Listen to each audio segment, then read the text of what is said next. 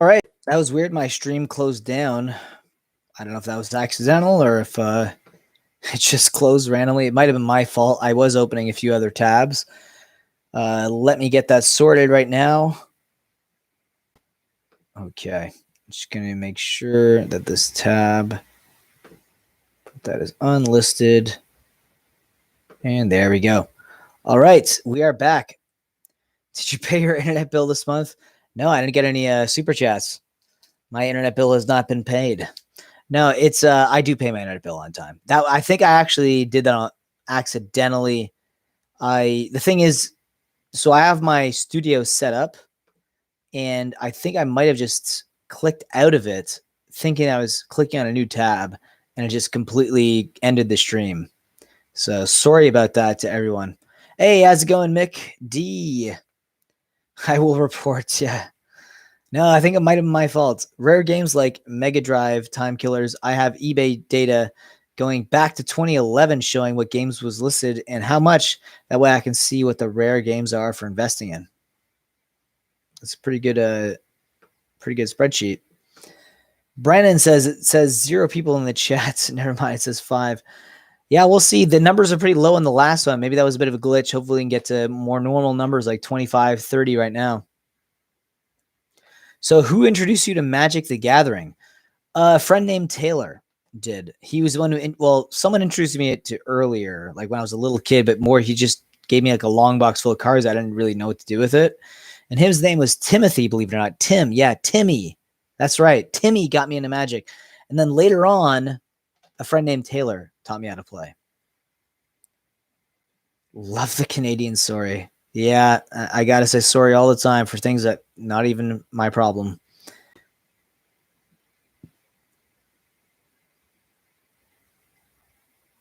Taco Timmy. Yeah. It's a MySQL database so I can query it nice and quick. Nice. That's good.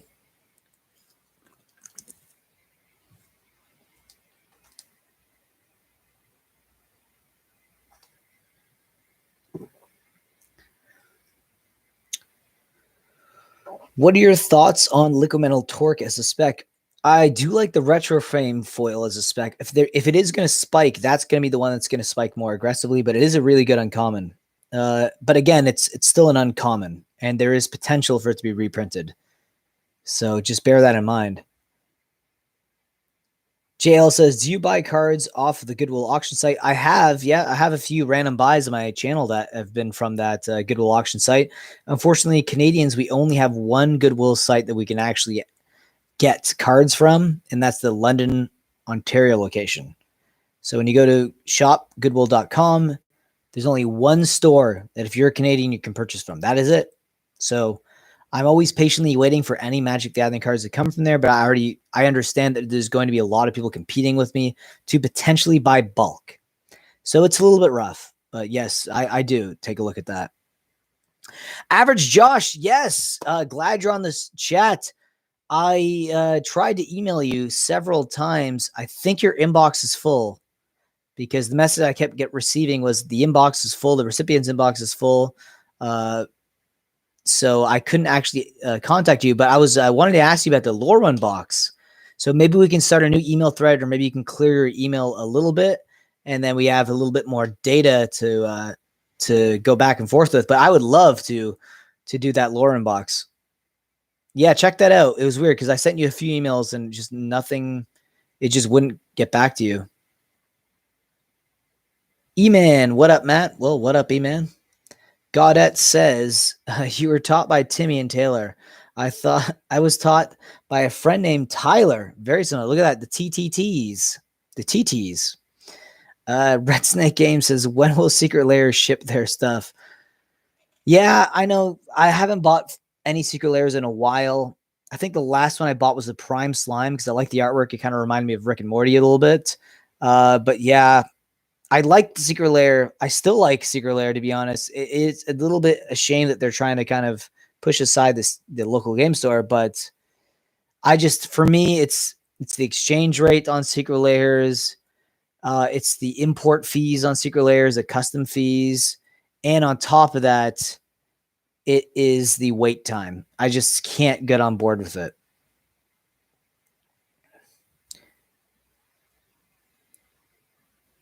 E-Man says, really enjoyed your market updates. I got to give you some feedback on your latest pack opening, though. You weren't keeping the cards in the frame.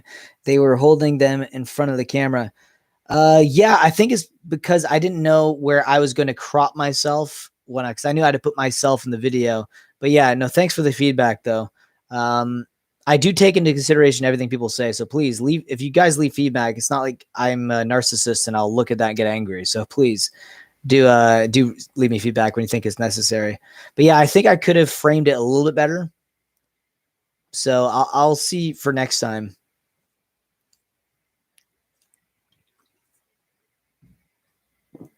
No worries. No worries. Again, guys, I do have some packs that I'd love to at least open a few tonight. If we do get any channel members or super chats, hopefully we can open up a few of these Zendikar Rising packs. I won't lie, I'm kind of antsy. Kind of want to crack a pack right now. This is from a booster box that I opened up on the previous live stream, I believe. And we actually opened up the box topper, and the box topper wasn't the best. It was the Molten Pinnacle Valakut, but that's actually the worst box topper that I've opened up for Zendikar Rising. I've opened a few boxes, and I've always gotten either a Fetch Land or Cavernous Souls. So that was a bit rough, but nonetheless, it's fun to open up something you've never seen before. So that was cool.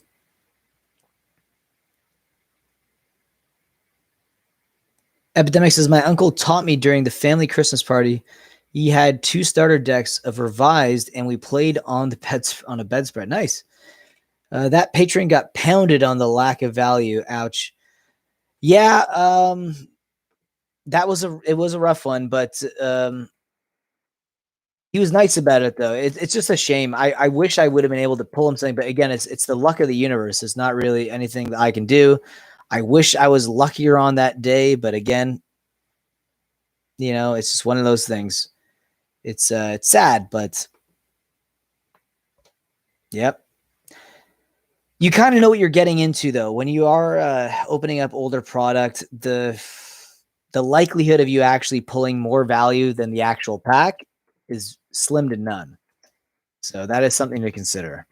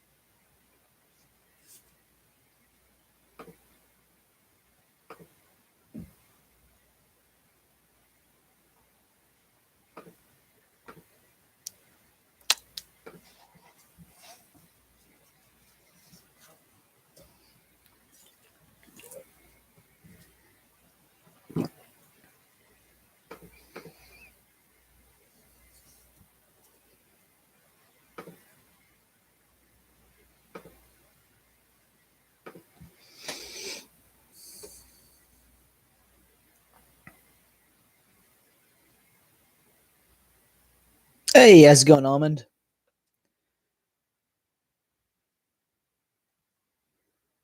What are your thoughts on Late to Dinner? The card from Adventure in the Forgotten Realm? I don't know.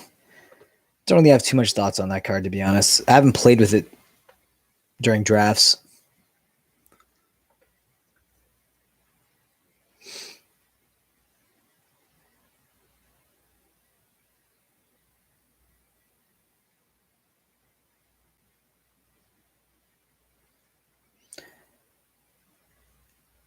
Matthew, how's it going? Hope you're having a fantastic Sunday.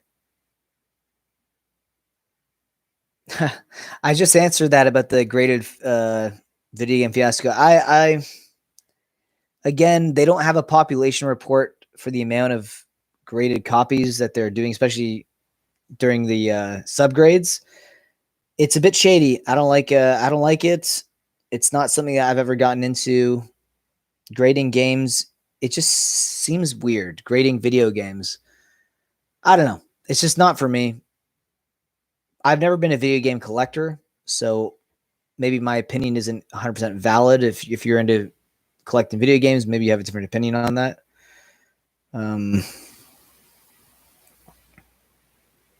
Yeah, maybe Urza's block pack set might be better pools. 3 chances instead of 1. Yeah, we have 2 chances at foils, and then 1 if it's Urza's Saga of not getting foils. You pick up any Arabian Nights or other Four Horsemen sets this week? This week, no, I did not. Godet says, agree, I feel the same. Yep, that's a rough one.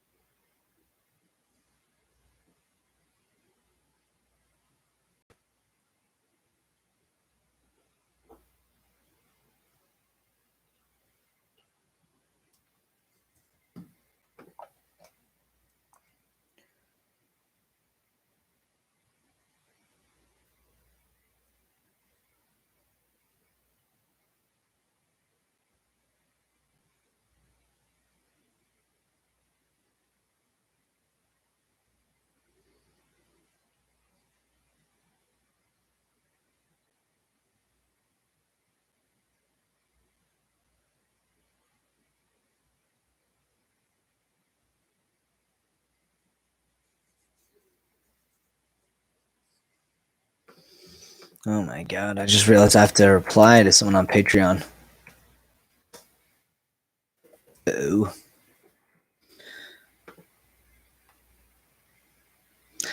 Sorry, guys, I'm away from the chat for a little bit. I just have to TCB, take care of business a little bit.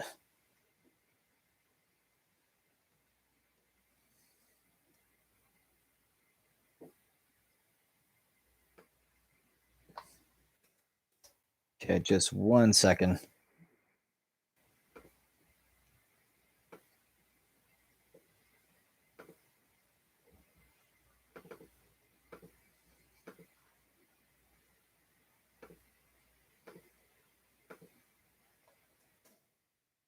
Okay, hopefully that's okay.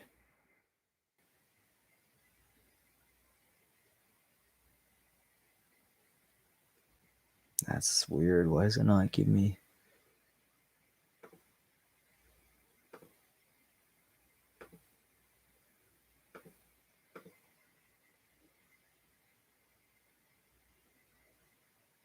Okay. There we go.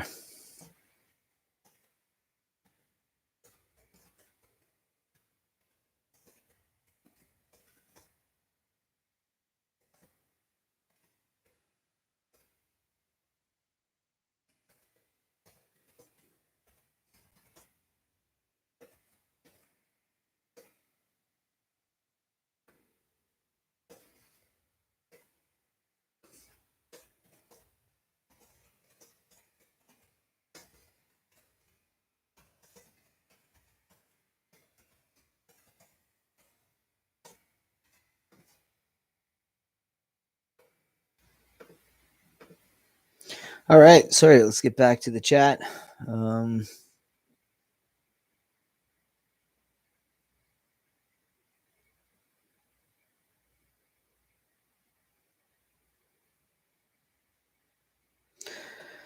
Okay, we got Gaming Bob in the house. Hello, everyone. Hope everyone's evening is going well. Yes, it is. E-Man says zombies, brains. Yes, I am the one who gave Pause that playmat.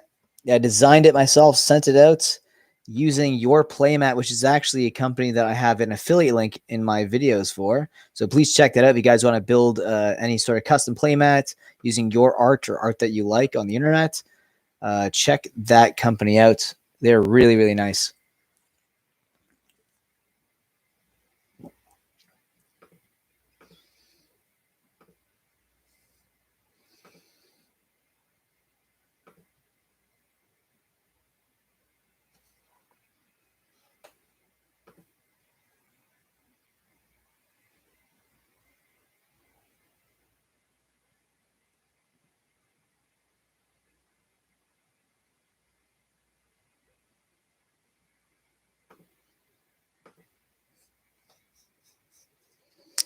Yeah, no, yeah, it was. I hope he enjoyed it. He seemed to be pretty happy in the video.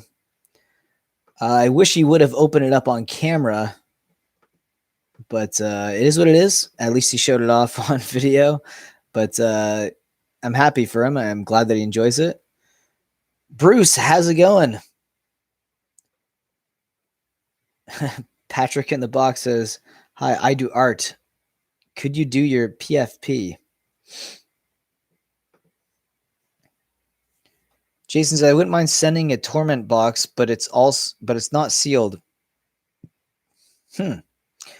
Bought it right after the store cracked seal. Would rather put towards a sealed. Interesting. Well, if you wanted to send one of those, I mean, yeah, like, do you mean like the box, like the boost box itself doesn't have the shrink wrap is tampered with a little bit? That doesn't necessarily mean that the packs in the box is not going to be good, but that could be an interesting one to open up. I wouldn't mind opening that up on the channel. The comment master says, "Are you ticked off that there will be a werewolf commander deck? There will not be a werewolf commander deck for Midnight Hunt." Yeah, that's a bit weird because like, why not do an Arlen? You know, you can do an Arlen deck there, and I don't think that's. I think that fits perfectly, but at the same time, I don't know. They're always experimenting with something. Maybe the sales were lower than usual on their last commander decks, and they're trying to pull back a bit. It's a bit odd that they're not doing that. It's just more money for them. I don't know why. It doesn't cost that much to print these cards, you know?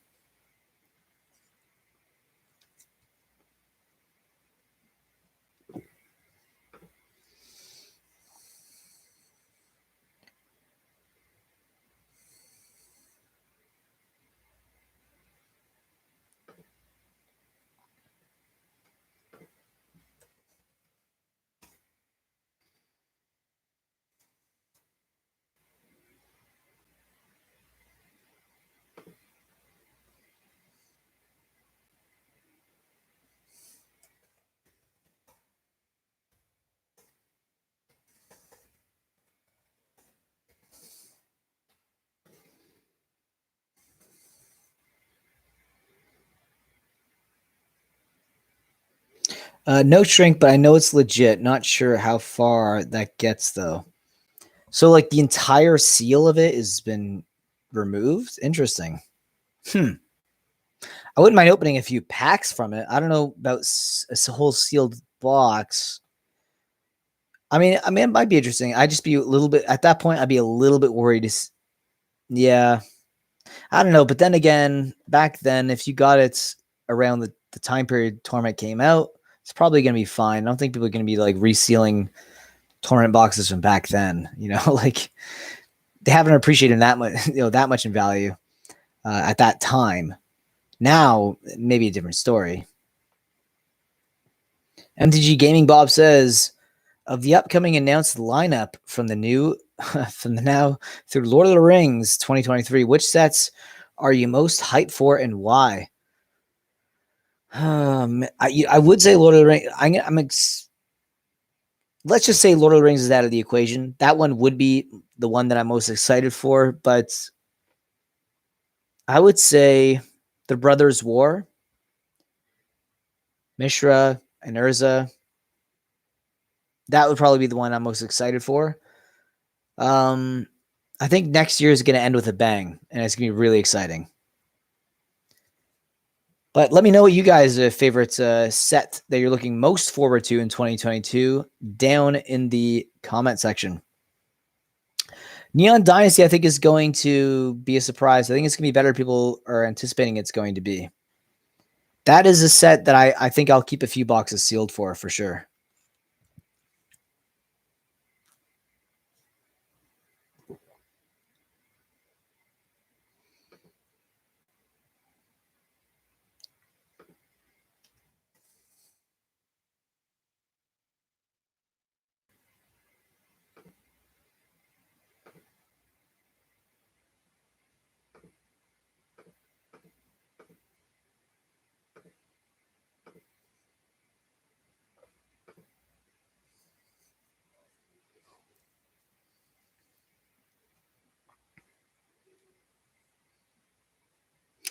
Okay, yeah. If you just basically bought the box that was open that the store owner was already using to sell packs, it's probably going to be good.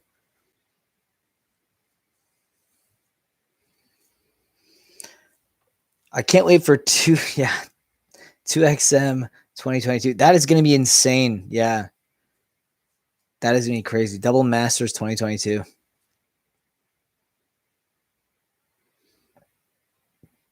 Yeah, but 50 a packet, so yeah. Streets of New Capenna? Really? Interesting. I was going to say that's probably the one I'm least excited about. I mean, it might be good. I'm going to buy a box anyways, but that's the one that I'm least excited about. When I start to see spoilers, to see, maybe there's going to be a lot of new good cards in there. Maybe there's going to be some spicy reprints as well. We'll see. Oh, Josh, I got your test email here. My phone is sitting right beside me.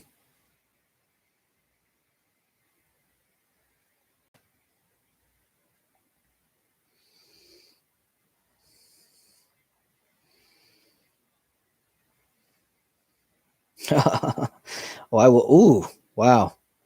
You are a legend. And definitely get that based on the photo you sent me. It does work. I will send you a quick email right now.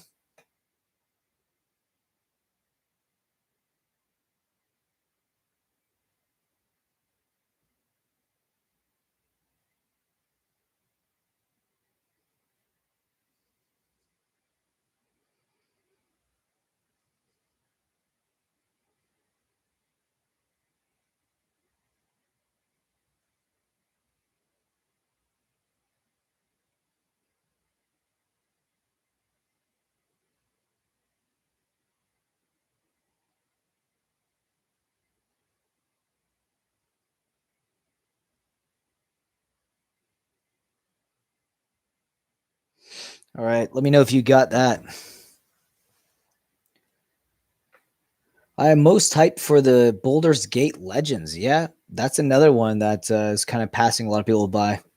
Mainly play EDH now. I hope a Commander draft set comes out every now on. Yeah. Commander Legends was a great set to draft, actually. I do hope that they continue to make like Commander draft sets more accessible. I think maybe once a year would be pretty nice. Yeah, I think that actually is going to be a really good set. Average Joss, yep, the test email. Sorry, I just read that again. I got it right here. The comment master, you definitely are. I wonder with the Streets of New Capenna, will we get a funny trailer with a demon mob boss asking who ate the gabagool?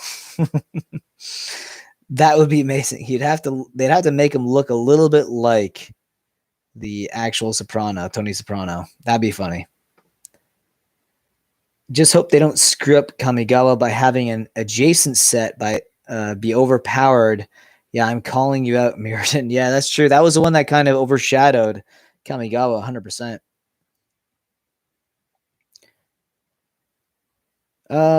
Coach says, are you going to do a Midnight Hunt collector opening? I'm not sure yet. I am not sure yet. I have to kind of wait till I see a little bit more spoilers.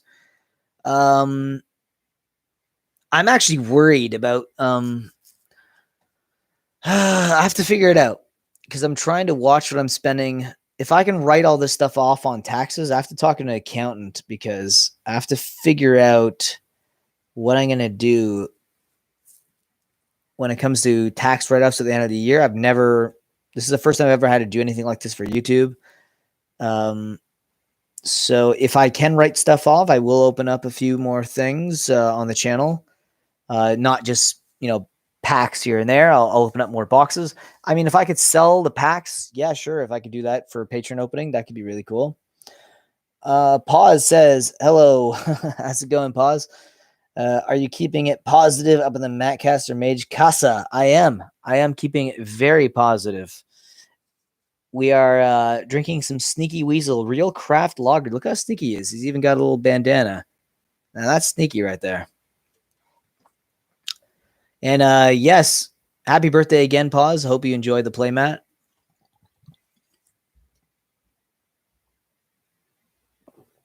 Yeah, that's true. Yeah. Good point, Jason. Yeah, not bad. This is a local beer. not too far away. I do enjoy it. It's from British Columbia. I guess that's in Canada. That's actually pretty far, but the world perspective, that's actually pretty local. But it is Canadian. Well, I'm glad you like that playmat. Hopefully, you can use it in your videos. And always think of me. E-Man says, "Hey, that weasel looks a lot like Mark Rosewater." That's a good one. Actually, that's funny. It does. You can just imagine. And it's going to be called Unfinity, and people are going to love it. And you're going to have basic lands, and they're going to be about space and stuff. Can I get you money? Yep. You got to crack a pack in honor of Pause. You know what? Yeah, we'll crack a pack. All right, happy birthday, Pause. Hopefully, we can pull something fun here. Okay. All right, here it goes. Let's do it. All righty then. Let's see. I just got to move these because the way that these packs are done. Okay. Okay. I think I actually spoiled myself the rare. You know what? Okay. We'll still go through this. I know what the rare is because it's a flip rare. So let's move through this anyways. We got Paired Tactician, Merfolk Falconer. We got Feed the Swarm. Actually, a decent common there. Antagonician. We have Malachor Blood Priest. We have Expedition Healer. Tuk Tuk Rebel Fort. We have Might of Marassa. Tazim Raptor. Great card. Akum Hellhound. Cleric of Chill Depths. Shepherd of Heroes. What? What is this? And then we got a Swamp. And then we got the Branch Pathway. We have, yes, a borderless pathway. Not bad. Not the most expensive one, unfortunately. Usually Selesnya lands do not fetch a decent penny, but this is beautiful nonetheless. Not a bad pull. Thank you very much. And also, Pause, again, happy birthday. That was all for you, buddy. All for you.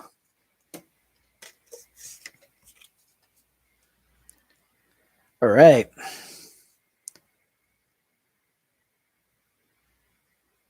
I'll use it on my next hump day after the Dominaria box is finished. Nice. That's good. It was a decent land. It's not a bad land, actually. Yeah, it's not a bad land.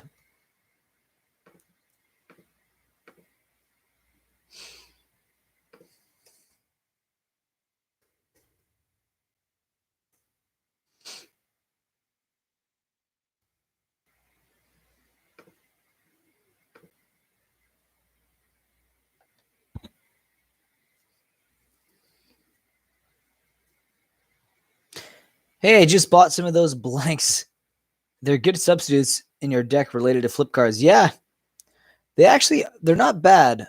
I always just found them really funny because they almost look like error cards. Oh, Jason, wow. Okay, thanks for the super chat. Wow, I'm surprised you're sending a super chat after those packs, man.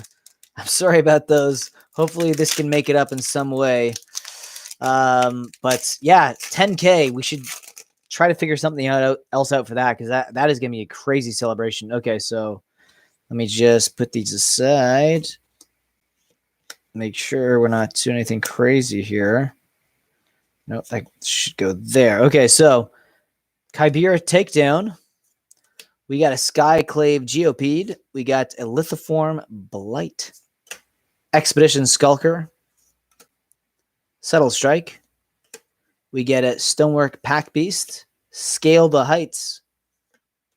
Then we get a Smite the Monstrous. Okay. Take These Broken Wings. And then we got Mesa Lynx. We got Molten Blast. Cunning Geyser Mage. Not too bad. Tormenting Voice. That's the voice in your head, everyone. We got another one of those cards. And Full Art Planes. We'll take it. And our rare or mythic. What is it going to be? White. That's never good. Squad Commander. Never good when it's a white rare, at least for Zendikar Rising. Wah, wah, wah. All right, thank you so much, Jason. Pathway, for instance, yeah. Still think they would reprint Howlpack Reforged and Midnight Hunt. Oh, yeah, that's possible. I might do a prediction video when it comes to potential reprints that you might see in Innistrad. That's actually a video topic. Thank you for that. That's actually a great suggestion. It's like a write your own info checklist card. Yeah. Don't like how Patreon works, so I'm waiting for next month. Don't like how Patreon works. Next. Oh, you mean to join? Oh, that Jason, that'd be amazing. Like if you want to join, that's fantastic. I think I have a few slots that are still open for certain things. My reserve list slot, I believe, is completely closed. I'm open to suggestions if anyone wants to come up with a suggestion of a potential slots that I could open on Patreon. It's still a work in progress. Yeah, I just don't know. I know that I could open a one for just packs opened up. But right now, I think the slots that I have open are like the $3 and $5 one are the only ones that I really have open right now.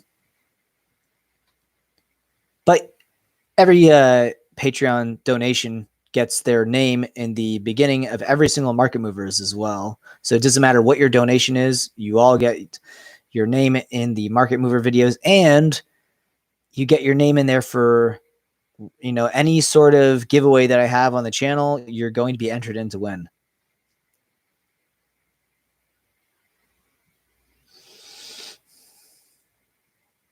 Zendikar Rising is underrated. I think it's more underrated because of the box toppers, though. But it is still an underrated set. It's not bad. I like Landfall, one of the best mechanics in Magic's history.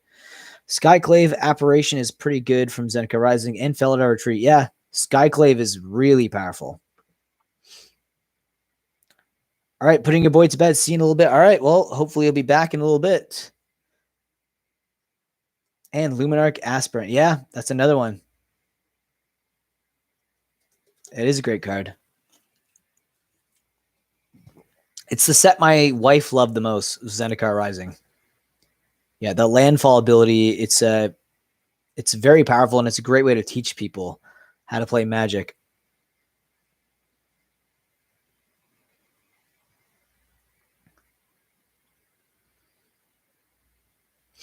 Actually, it's funny that you asked that, Jason.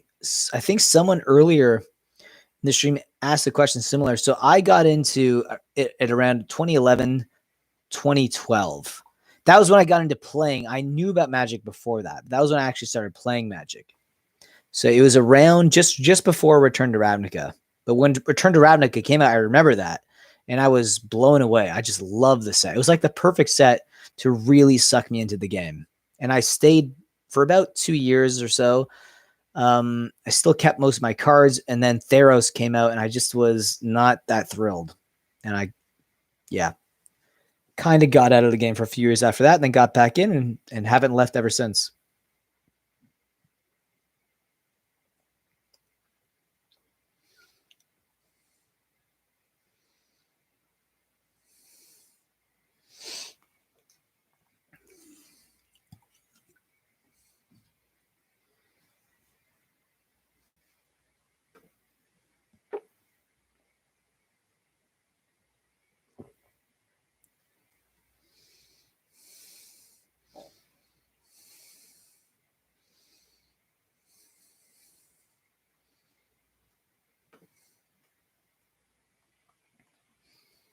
All right.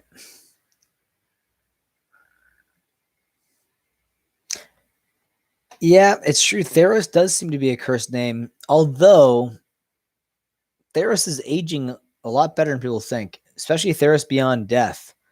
I don't know if it has. It's probably Uro. Well, there's actually some decent cards in Theros Beyond Death. I actually think Theros Beyond Death is better than the original Theros. Those full art lands actually fetch a pretty decent penny, which is a surprise because they got so much hate when they released that set and they showed the full art lands. Everyone just compared them to Pokemon energy cards. And I kind of agreed a little bit. They do have a little bit of an energy card feel to them, but people said that, but the flow to money going towards them said another thing. However, you could argue the reason why those lands are so expensive because there wasn't a lot of good cards in the set, apart from like 1 or 2 cards. So where else was the money going to flow? And they went into the basic lands. But it's actually doing pretty decent on the secondary market, though. But for playing it, I wasn't a fan.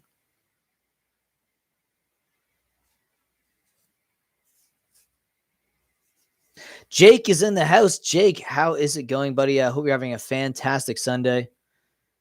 There's Beyond Death had great Gorgons. Yeah. There are a ton of great cards in Theros Beyond Death. ECD. Is that Eldraine? Oh, EC. Oh, you're talking about the card. Yeah. Shadow Spear Uro. Yeah. Shadow Spear is a good one. Croxa. Yeah. But a lot of those were... A lot of them were mythic. I don't know. I find sets where the value is just in the mythics, they tend to not be great for long-term holding. You got to get that value piled up in the rares and uncommons, and then it's going to appreciate, I think, better over time. Especially even just for opening, right? It's a better value distribution. Elspeth's Conquerors. Ah, there you go. ECD. Yeah. Got any packs left to open? Yes, I do. I do have a few packs. I actually have a lot of packs to open up tonight. If anyone wants to become a member or a super chat, I do have some more beside me here. All right, so it is almost 9 o'clock, so I'm going to be here for at least another half an hour, maybe more, depending on how engaging this chat is.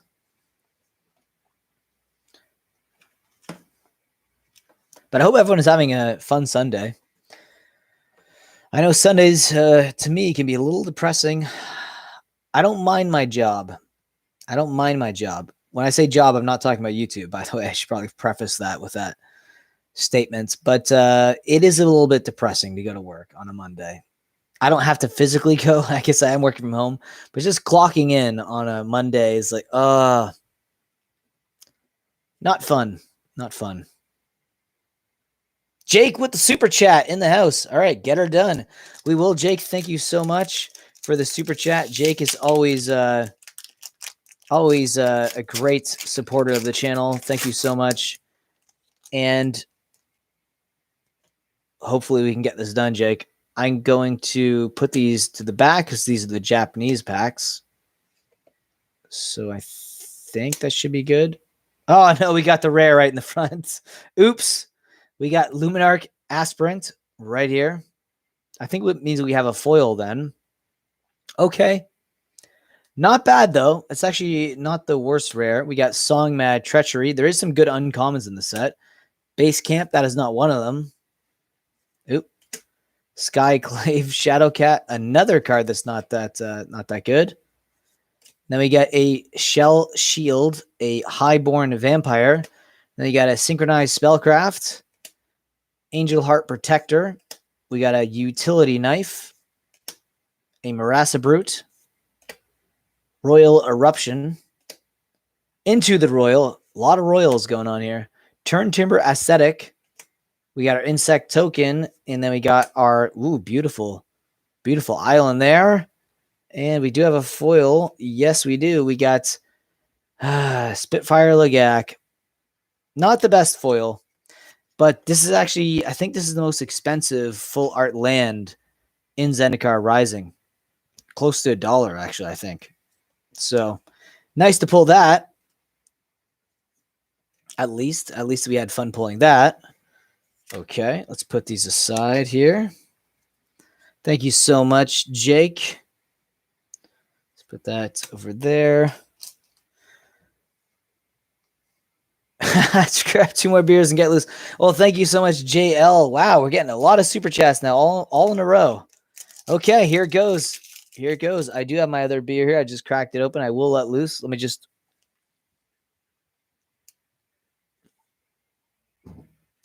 That Sneaky Weasel.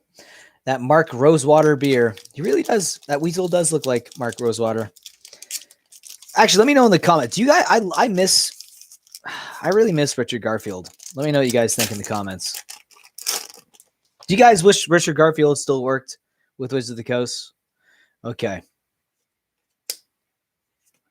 1, 2. I think I might have went through one of them. Thundering Spark Mage. I tried to find Mark Rosewater on on Twitter and Instagram, trying to get him to come onto the Mattcast. Still, I still can't find him properly and give that message across. But would you guys like to see Mark Rosewater and Richard Garfield on the Mattcast? Let me know. Thundering Spark Mage. We got Core Blade Master, Nimana Sky Dancer, Hagar Constrictor, Cliffhaven Kite Sail. Maybe I'll try. I want Garfield more on it though. Tazim Raptor, Kazandu Stomper. We got Disenchant, Pyroclastic Heliod. Yeah, no, I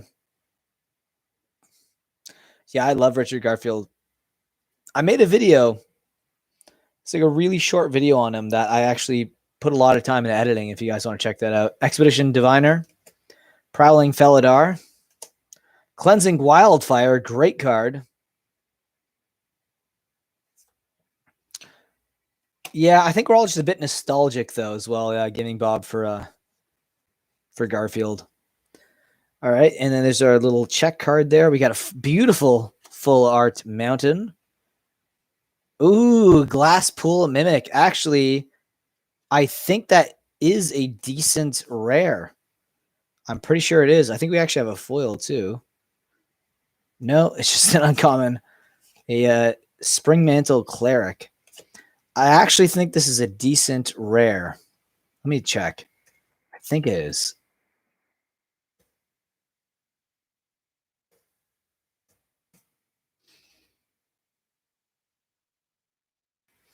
Yeah, not bad. That's like around $2 or so. Not a bad rare.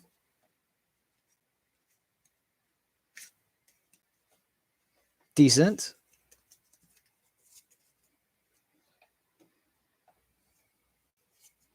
Put these cards aside. Thank you so much for that.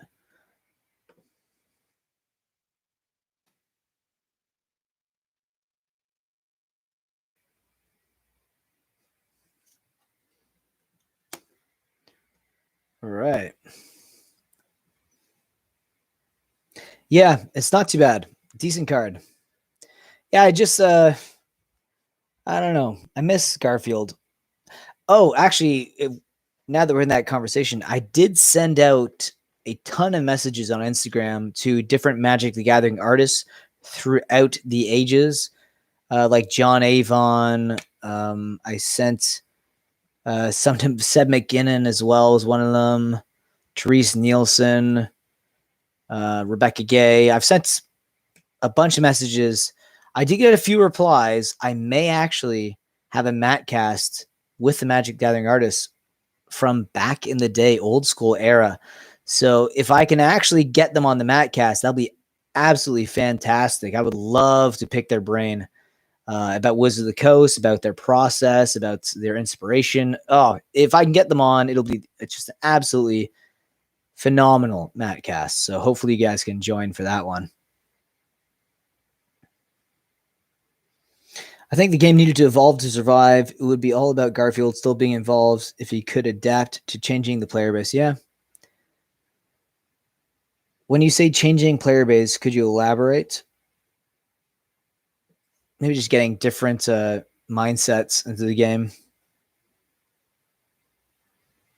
Yeah, I hope so. So far, not a lot of responses, but I don't think they've seen the messages though. Because on Instagram, you can actually see where it says red when someone has actually checked out the message. And there has been a few that were read and there was no responses, but the vast majority of the messages that I did send out were unread. So I don't know.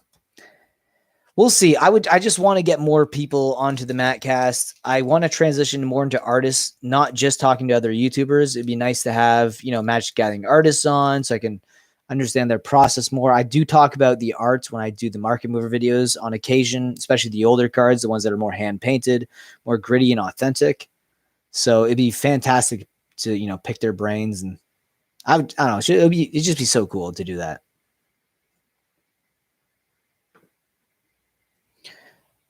Well, JL, I'm going to keep drinking my beer since you did want me to get a little loose.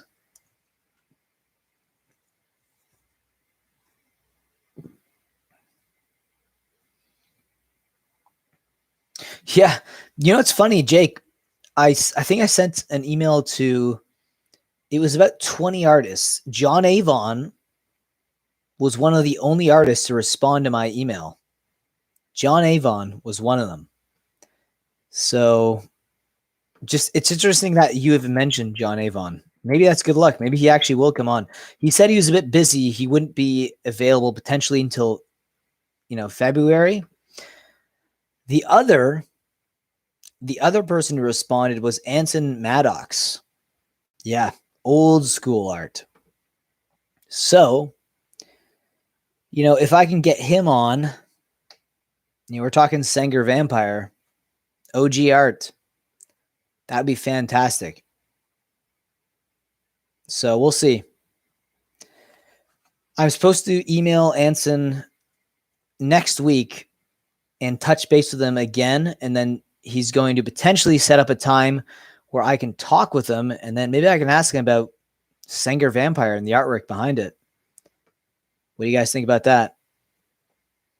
Not too bad. Pretty cool.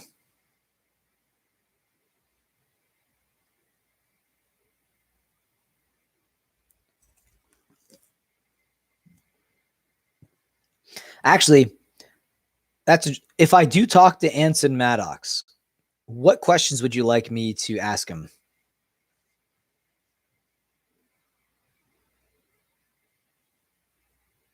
Oh, really? Yeah, that'd be fantastic. I would love to interview Ruth Thompson. If that's yeah, send me an email, Bob. That'd be fantastic. I would love to hear from Therese Nielsen.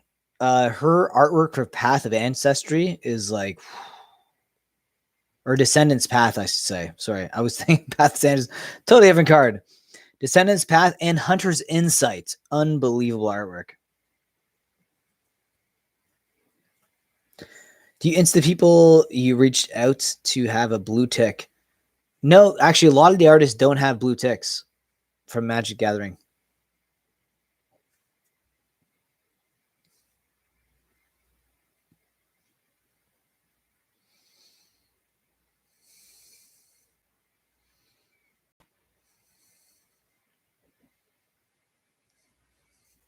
Some of the more recent announcements of sets have started me thinking I probably won't be buying newer boxes of cards. If he stopped working with Wizard Coast, and why, if so? You mean Nielsen? Therese Nielsen, that's a girl. If she stopped working, yeah. That'd be interesting to pick her brain about that, yeah. Yeah, both would be fantastic to have on. Drunk MTG says, you're talking some big-time artist names. Yeah, hopefully I can get some of them on. That'd be fantastic. I would love, to be honest, as much as I'd love talking to YouTubers, I would love even more to have artists on and talk about their unique style, their inspiration, what got them into arts, how it was working with Wizards of the Coast, talk about deadlines, talk about potentially art that got submitted but was rejected. That could be another topic too. I know that does happen a lot.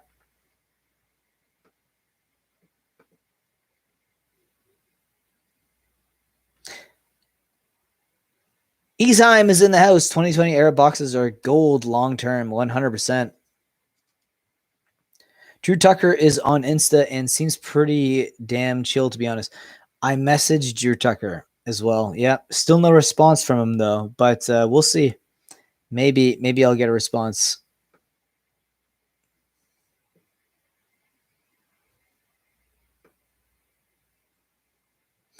Yeah, maybe I'm just not... Maybe Instagram is not the best place to contact these artists.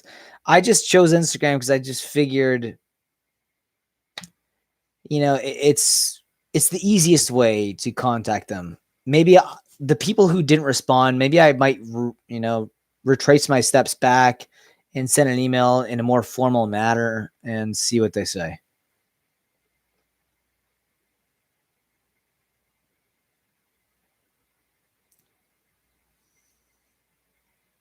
Yeah, I'll definitely check that out on your channel for sure. I would love to watch that.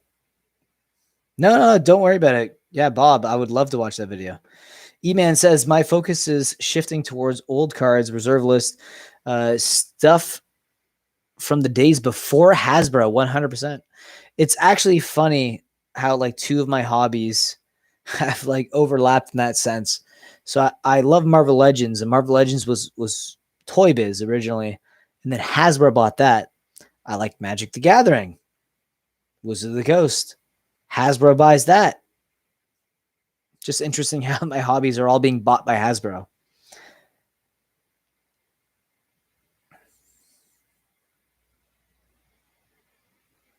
Just call you Easy. Got it. Call you Easy. I forgot who did the art for the latest reprint of Shivan Dragon. It wasn't Melissa Benson, right? Melissa Benson did the original art, I think.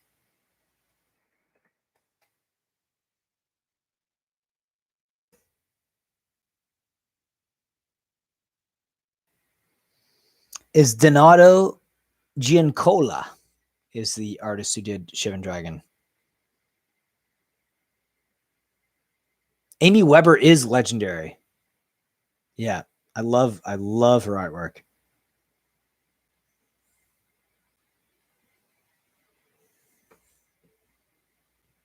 Yeah, it's true. Anything that makes profit, they buy it. 100%. Hey, Hasbro is actually a good stock to own, for sure. But yeah, they definitely churn out too much product, in my opinion, and obviously the quality lacks. I mean, the curling of the cards speaks for itself.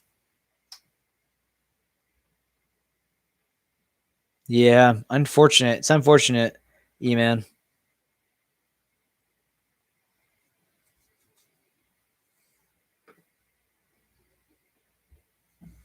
Hasbro can buy you for the right price. Hey, we all got a price, right?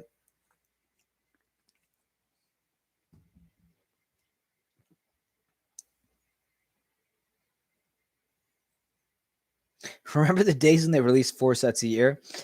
Yeah, and now they're like, hey, let's just cram a bunch of supplementary sets in between there and some secret lair drops and some box sets and some commander sets in there as well.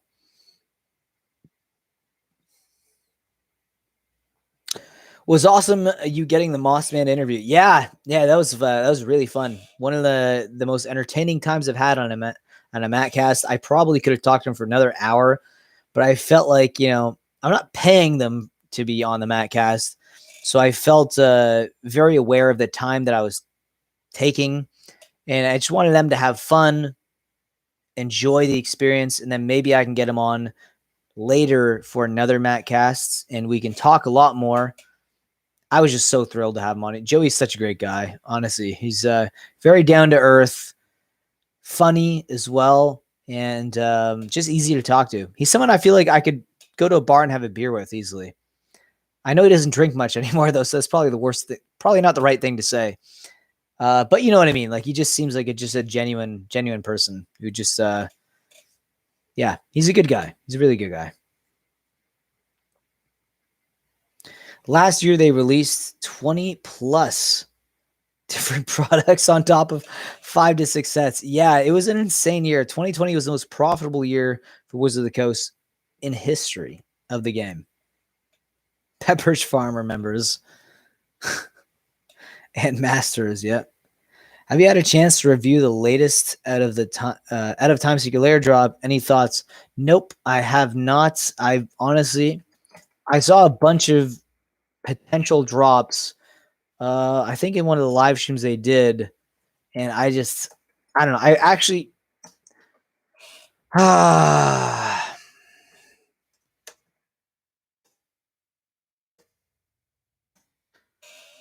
let's take a look quickly now.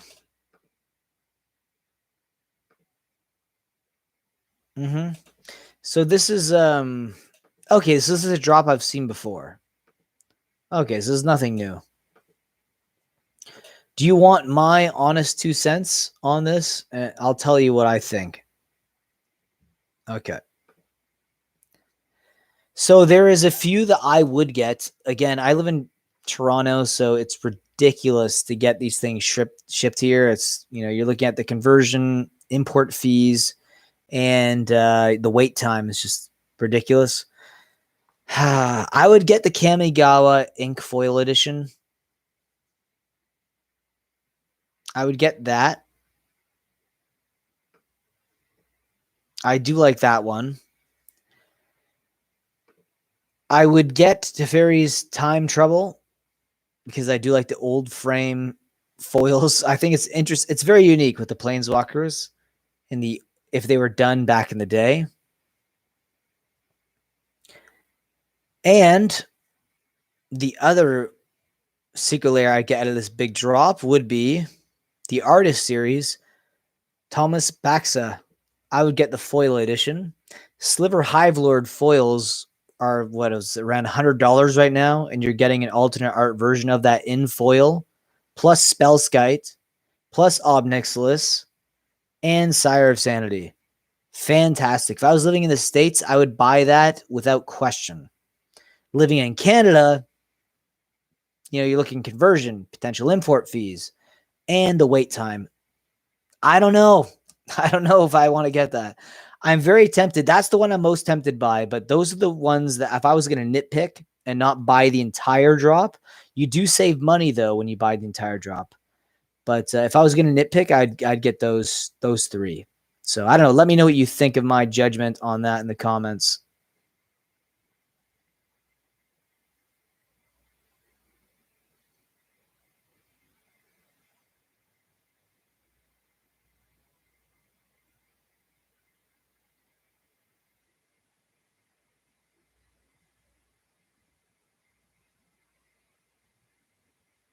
Yeah.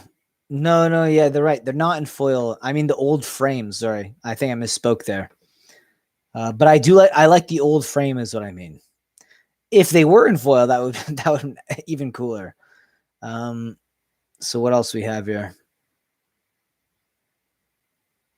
Yeah, I know. I've been scaling. I haven't bought a secret layer since the Prime Slime, and that I only got that because it reminded me of Rick and Morty. So yeah, rough. Artists back then were humble, love signing cards and chatting for free. Yep. Proofs were cheap, but was good to see they all realized the demand for signatures and proofs, and they're making good now. Yeah, I really hope they're making decent money now selling their arts. Like they really deserve it. Like I'm sure they worked for ridiculously cheap compared to what wages of these artists are getting paid now by Wizards of the Coast. Yeah, the Bob Ross ones. I never bought any of those. Yeah, but I know people like those. Did you miss the expensive packs on the last live? No, I didn't open up any really expensive booster packs on the last live stream. All I got right now, though, is I have the Zendikar Rising booster packs. Maybe I'll have some more next live stream, but I might just save these for next live stream because we're not getting too many members or super chats on this stream. So I'm assuming I'm going to have enough left over for the next stream.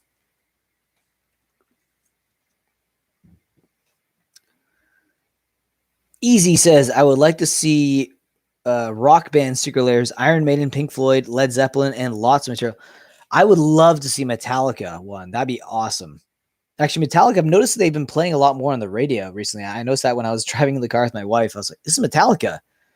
And I put the volume on the radio. Love that thrash metal drumming.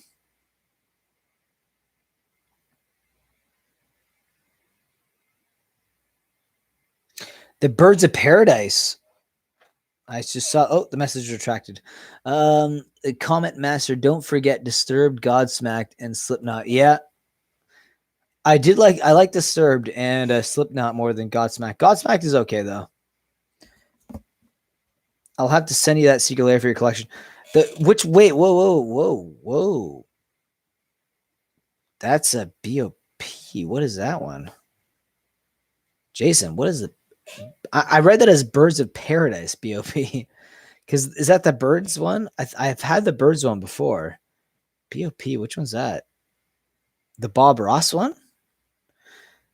Games that Mark Wolf is in the house. Yo, somebody check out Avenging Angel near mint prices on TCG Player right now. All right, I will check it right now. TCG Player, let's see, Avenging Angels, and that is a reserve list card from Tempest.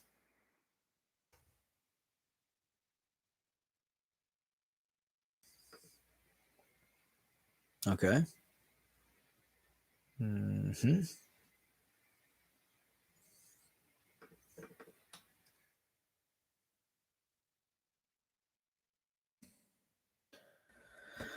Okay, so right now on TCU Play, the market. Wow. Okay, the market price is $15.13. That's the latest sales. That's so weird because the listed median price, so the average price would be, so that's the listed price, is $5.86. The buy list price is $4.95, but the market price is $15.13. So that is sold listings.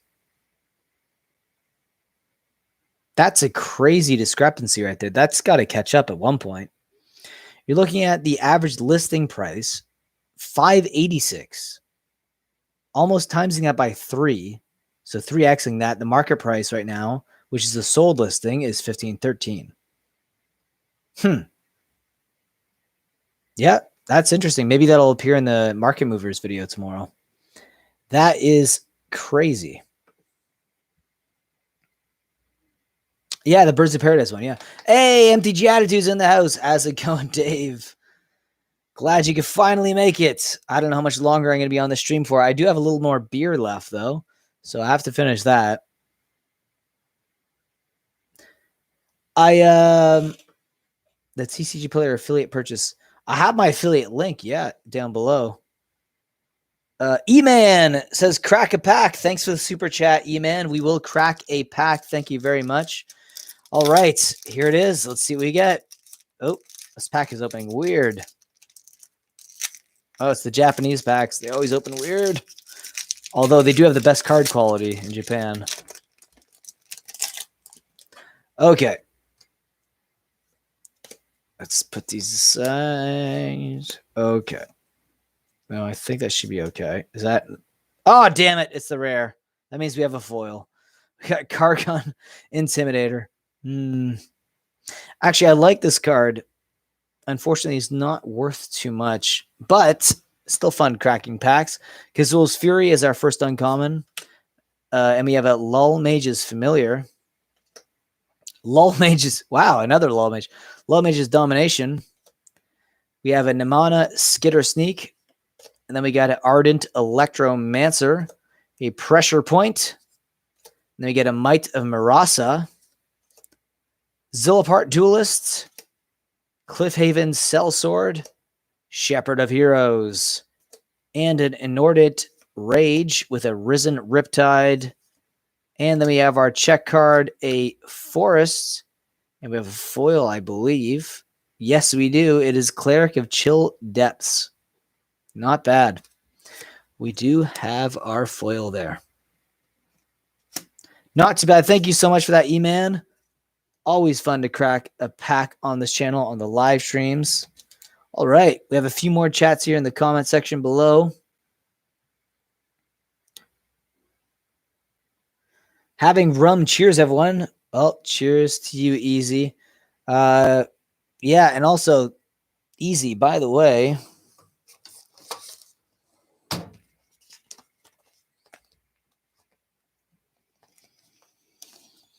Always keep your tokens with me. I got your artwork here in my binder. Anything people send me in the PO box, I always throw it in my binder here. All the artwork people send me, any signed cards, anything like that. You guys are the best. I always keep it. And I keep some of them in my display too. So always a pleasure to have you guys send me stuff. Wow, lowest unit, $60 listed price on. Wow. Well, the data has not caught up. Wow, Jason, thank you so much for that super chat. Wow, that is really generous. Okay, let's crack another beer that is, and then chat away. Still early. It is still a little bit early. I know my wife doesn't like me going to bed too late. I don't know if she's still watching the stream. If she is, she can drop a comment in the chat so I'll know not to stay up too late. Okay, so let's get these behind. I will crack open another beer for sure. But let's just see what we get here. Oh, damn it. Again, I thought I did that calculation right. Okay, we got Orin Reef Ooze is our rare. Definitely not the best rare to be pulling. She is. Okay, there's my wife right there. Okay, well, sorry, Veronica. I had a few more super chats, so I'm going to have to stay on a little longer. Sorry about that. Malachor Rebirth. And then we got a Kite Sail Cleric. Thundering Rebuke. Blood Beckoning. Ghastly Gloom Hunter. Scale the Heights. We got Scavenged Blade. Love that card. Core Celebrant. We have a Territorial Scythe Cat. I love this card in Limited. Grotog Bug Catcher. Field Research. I think we have a foil here. Dread Worm. There's our arena card right there. A Full Art Plains, and our foil is... Oh, nice. Not very valuable, but I love the foiling on these landfall alternate art cards. Akum Hellhound. Very nice. That's fine as long as it's max 10 p.m. I don't know, Veronica. We're getting pretty close to that. I think it might be closer to 10:15 by the time we get out of here. Empty Attitude says, yes, ma'am. Oh, Veronica, look at that. Look at those manners. Okay. Mark Wolf says, hey, Matt's wife, thanks for letting him hang out with us. Well, I mean, I would probably still hang out with you guys regardless of what she said, but don't tell her that. Coach says, crack that whip. Why doesn't Card Kingdom allow purchases with debt cards? I don't know much about Card Kingdom. TCG Player is what I use, and local game stores, eBay. I don't know much about that. I'll tell my wife I'll be home after 6, but I mean after 6 beers. That's actually funny. That was good. I'm not laughing, but I'm smiling. That was a good one. That was actually really good. Jason says, oh, so that's why you get those kiss emojis. Yeah. Oh, she's not going to give me any kisses tonight. Let me tell you that. That's for sure. And by kisses, I think you know. I think you know what I mean. Too late for that. Coach says, joking. No, that was a good joke. That was good. Okay.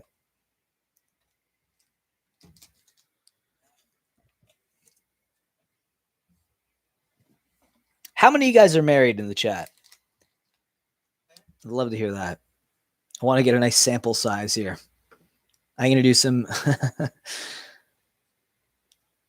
going to do some data collecting here. Some census reports.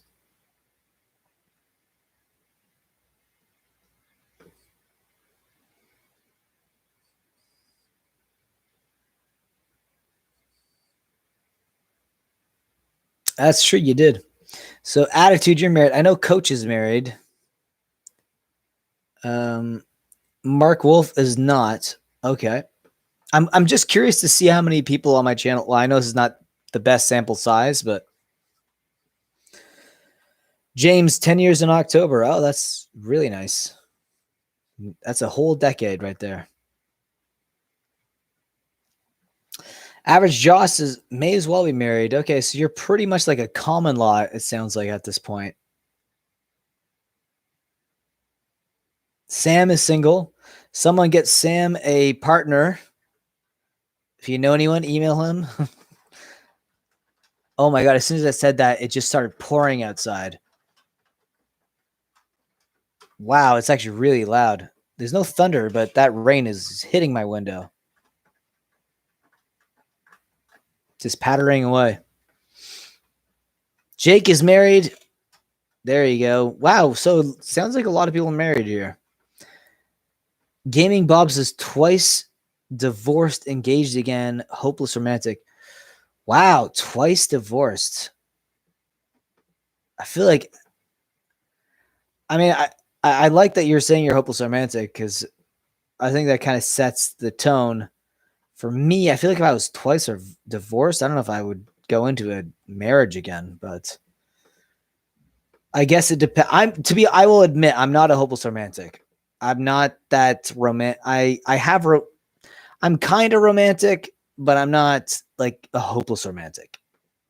I guess. I don't know. If Veronica's in the chat, she can kind of attest to that. I mean, I understand there's a give and take. I feel like the idea of like blind love is not real. I guess. I don't know. Maybe I'm a little cynical. Maybe I'm a little harsh on that. I like TCG Player because they have listings from local game stores all over the place versus Card Kingdom, which is one company. Yeah, that's true. You can find pretty good deals on TCG Player too. Average Josh says, I have 3 kids by 3 different girls. Oh my God. Wow. And I live with me full time. Yeah. Well, there you go. You are quite the busy man, Josh. You're quite the busy man. Oh, did you get my email, by the way, about the Lorwyn box? Let me know if you did.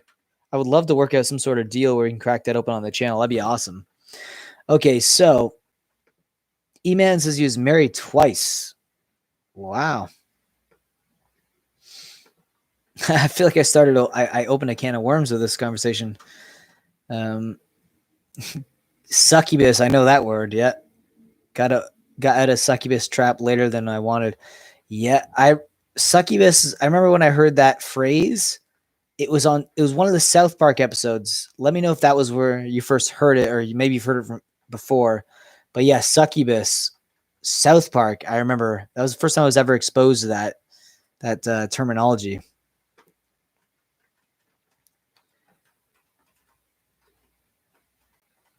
Easy says divorce February 6th. Wow, that is so weird. That's my birthday. Easy. February 6th is my birthday. That was when you were divorced. Sorry about that. We are better friends now than we have been for 30. Well, there you go. Maybe it made you guys the best friends that you could ever be. That's a good outcome, possibly. That's looking on the bright side, I guess. Oh, there I heard thunder as soon as I said that.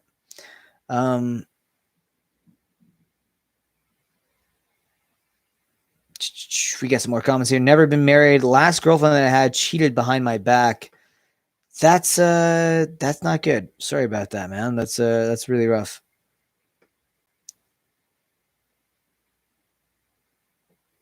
Josh has never been married, but my girl now is my soulmate. If that's real, she's the closest to it. I love her almost as much as my kids and my cardboard. Loving a girl as much as you do your magic cards is pretty big. So that's a massive statement right there. Like Veronica, I don't know, magic cards, Veronica. I don't know. She's probably watching this right now. She's getting really pissed. I don't know. We'll see.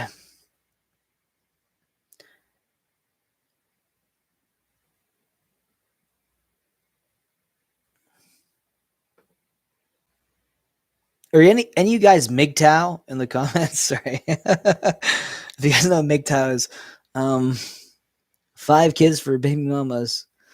I didn't responded. Agreed, Matt. We should do that for sure. Let's figure out a way to make it happen.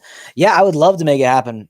I know I had enough interest when I did the poll on my community tab in that Lauren box. I'm trying to work out what would be a good price. I want to make sure like it's good. It's worth it for you. I want to pay you what you feel is a good for you. I mean, you're doing me a favor by letting me open this on the channel. It's going to be a fantastic opening in its own, but I want to make sure you get the funds that you think are worth what you're giving me. You know, like you're giving me a pretty big opportunity here. So I want to make sure you are compensated, but I also want to make sure like I can get enough people to buy packs that everything works out. I want to make sure like it's like I don't get anything, you get paid, and the packs go out to all the patrons and subscribers. The payment that I'll get for this will just be the views, right? If I get enough people watching the video, if the video is entertaining enough, then that's enough for me.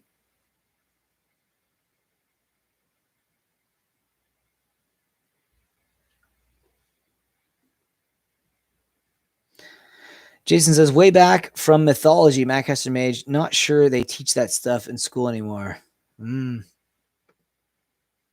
Yeah. My baby mamas are all in other states living their best loves while I'm here dadding it up. Josh, you sound I was gonna say you sound like a Chad. Eman says, got it. Coach says, live stream love chat with the Mattcaster. I'd probably trade my girl for a 9.5 alpha set though.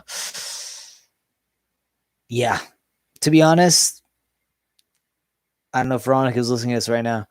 A 9.5 graded alpha set. Ooh, I'd be like, Veronica, pack your bags. Just kidding. I'm just kidding.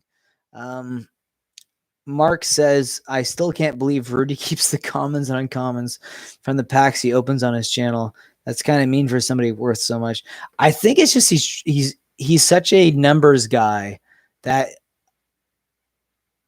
he's such a numbers guy that I think he just basically is like, well, this saves on shipping. This is the most efficient way possible to do this. Coach. Average says, Matt, if we crack that box, I'm buying you a pack. You don't have to do that, but hey, I'm not going to turn down a pack of Lorwyn. That's one of the greatest tribal sets of all time. Yeah, that's an unbelievable set. They have uncommons in Lorwyn that are worth like over $5, like multiple uncommons like that. So that would be amazing. Lorwyn was one of the first sets that I actually remember seeing at LGS. Those elemental creatures I always thought were pretty powerful. And now they actually are in modern. They're starting to see some love. 5-color elementals is a really big deck right now. First time I heard of Succubus was when I first started playing D&D. And ooh, interesting. Interesting. I heard it from South Park. But that's, yeah, wow. Okay. There you go. I didn't even know there were succubuses in D&D, or maybe that was just someone who brought that up.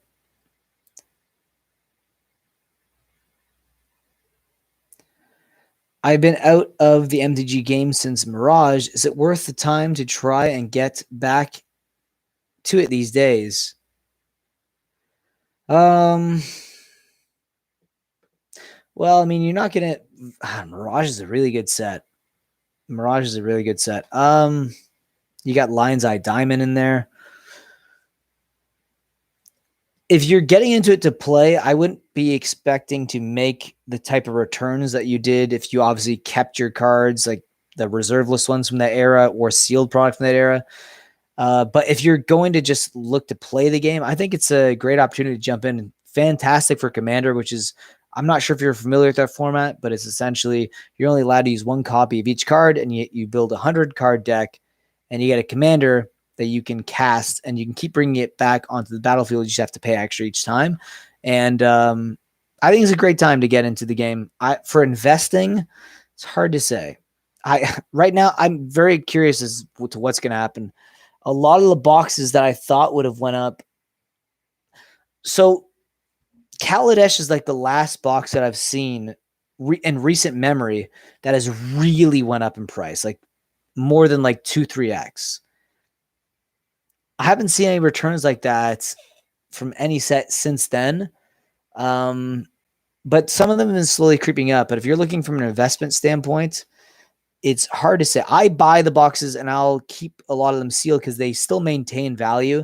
And if they go up in price, that's a bonus. I like just collecting them a lot of times and just keeping them within a visible range, but playing is priceless, right? But if you can collect them and invest and make money, it's even better.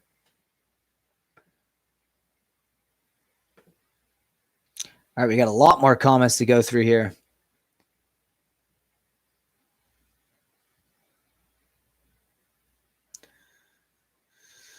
Okay, let's see. Wow, we have a lot of comments here.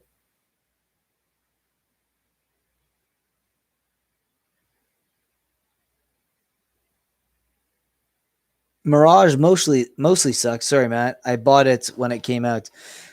The reserve list cards are pretty sweet in that set, but easy, yeah. I mean, it depends. Yeah, it depends on which sets you're comparing it to. I personally like the tutors and stuff.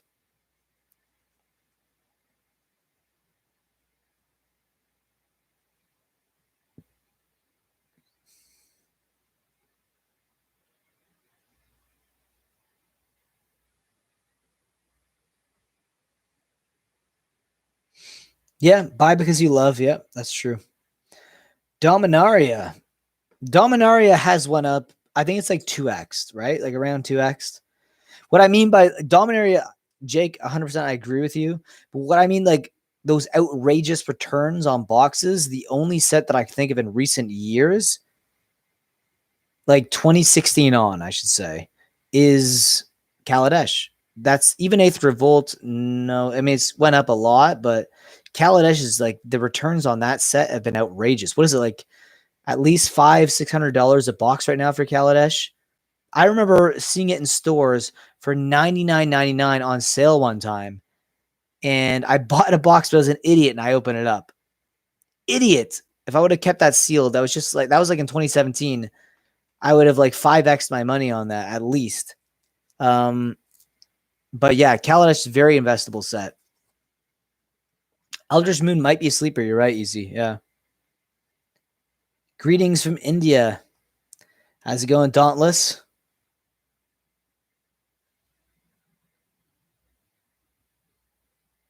Ikoria, I do believe, is going to be very, very expensive soon as well. Yeah. I have a few boxes of Ikoria, but I'm kind of just like, I don't know.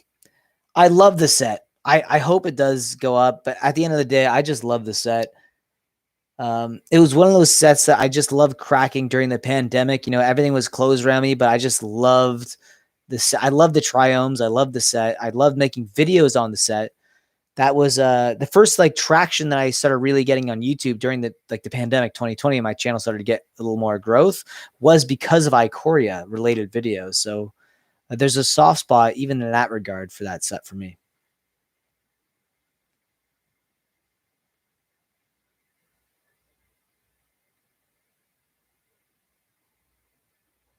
Coach, oh, Attitude's going to open up a sealed product right there. Boom, there you go.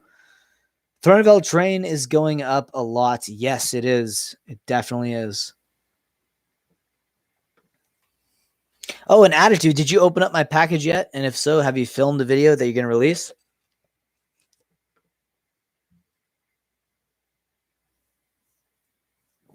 Godzilla cards everywhere. Uh-oh.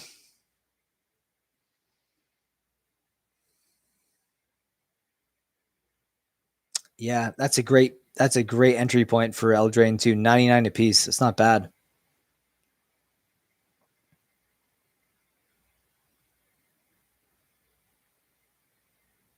I am drinking Sneaky Weasel. Look at that. Look at Mark Rosewater right there being real sneaky. Trying to push his unsets on you. How uninspired. How unintelligent. How unfounded. There he is.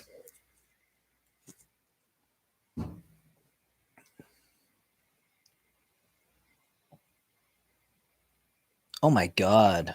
Sorry. That's ridiculous.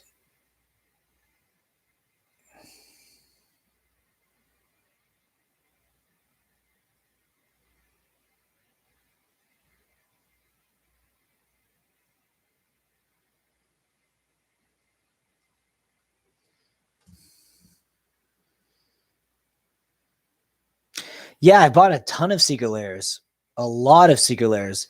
I stopped buying them after Prime Slime. I don't know. I just the import fees, the conversion rates on the US dollar to Canadian dollar. Um, yeah, it was getting too much. I love the cards. Also, I feel like before they were giving you real value for your dollar, and then now it feels like they're just trying to sell you good, like unique artwork, but the cards don't even equal the same amount. Some do. There's a few secret layer drops that actually give you decent value for what you're actually getting in return, like cards, like secondary market value for the cards, right? But now it's like they'll have cards that are worth like $1. They'll have like 5 cards and like the total will be like $12 and they'll sell it for $30. And yes, the artwork is amazing and it's like full art. It's nice and shiny. They'll have like, it'll be foiled out. But at the same time, it's like, why am I spending 3 times the price? Even worse for me in Canada, like 4 times if you take the conversion rate into effect. Why am I doing that? Why? It's not worth it for me. So that's what I've noticed with a lot of secret layers lately. It's just not worth it. There's a few here and there, but yeah, just not for me right now.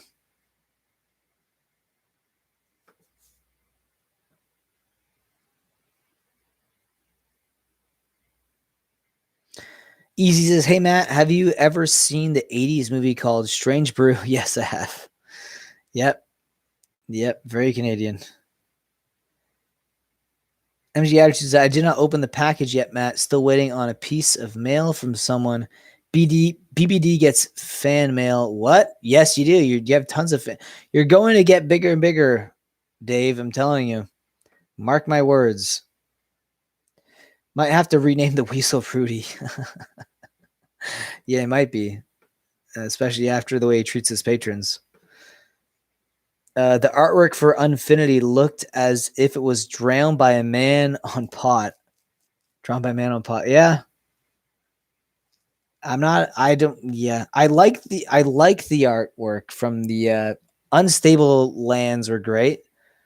The unsanctioned ones were a little bit uninspired, which is kind of ironic because it's un in there. This next one, I just don't care. I just don't care about the un stuff anymore. I'm just over it.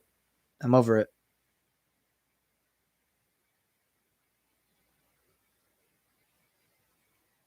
Yeah, the original secret layers are great. I still have a few boxes of Kaleidoscope Killers that I bought because I had a feeling that one was going to do well long term.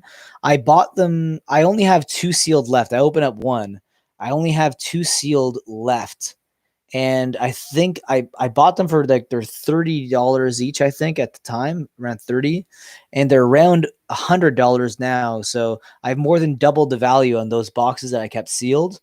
I knew they were going to be good though. It was a no brainer. You saw the cards are releasing. You're like, yeah, that's like 3 times the value than what they're selling. Yeah, I'm gonna buy that. It was a no brainer, and it's like unique original artwork as well.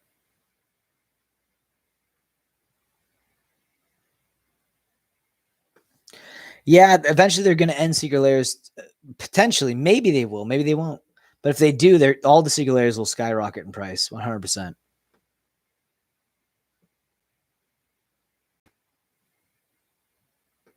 Easy says, I've been linking your channel on every comment section of all Magic content creators for weeks. Wow. That I gotta wow, that's incredible. Thank you so much. That's crazy. Well, it might have worked because actually my channel has been doing pretty decent the last few weeks. So maybe you have been really helping the channel out. So thank you. And you've seen the artwork. I have all your cards you sent me, Easy. So thank you very much. I have one of yours in the back display as well. Always love looking at that land.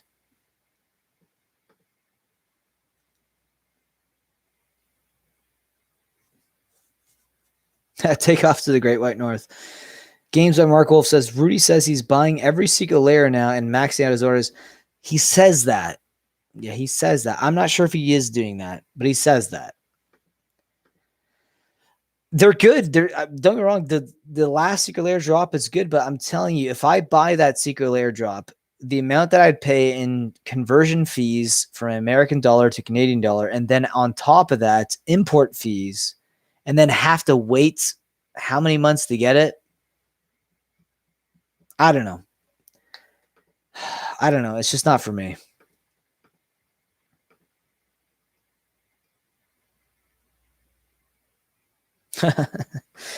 Yeah, Rick Moranis clearly made a bigger out of those two guys. Yep. You don't think Rudy is a con artist? I'm not saying he's a con artist necessarily, but he's very exposed in the Magic Gathering. He has a lot of product that he hoards onto. I mean, like, he's rich enough to retire, so it's like you'd have to think, what would be his motivation? He obviously wants Magic the Gathering to still have value, right? So he's got to pump up what he has. And his YouTube channel, it's huge. So he has a lot of pull, and he can make things. He can literally buy something out with the type of capital he has, make a card spike, make a lot of non-organic interest in a card, and it's just something you have to deal with. He's a huge influence. Any thoughts on MetaZoo? No. I don't. Yeah, I have no thoughts on MetaZoo. I don't know. For me, it's not for me. I love Magic. Maybe one day. Right now, my love is just for Magic, and that's it.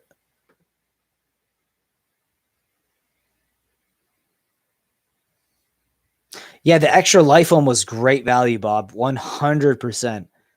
That was one of the, out of all the secret layers, that's probably one of my two regrets, was not getting that one.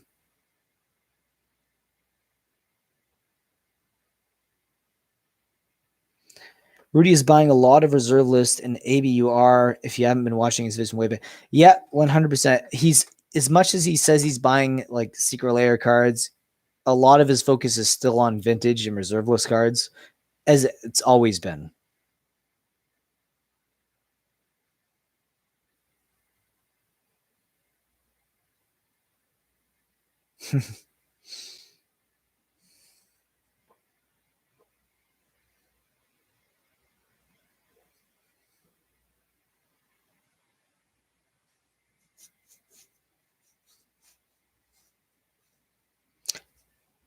Yep.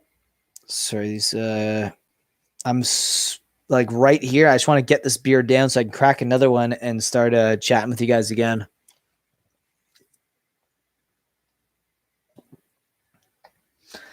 Yeah, attitudes. Rudy is a great investor, a wealthy man, and an astute mind. I could beat him against one of his pre-con Power 9 decks with a draft district season. Sorry, calling it the way I see it.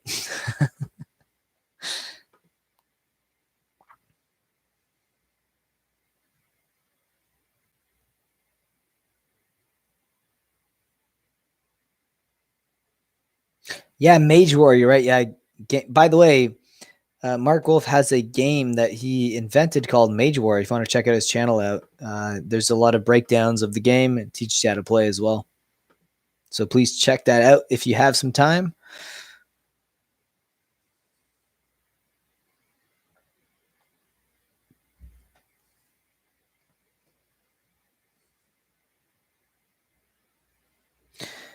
Coach says, I got 2 of the extra life steal layers, gave one to my bro. So cool if it supports a good cause. Yeah.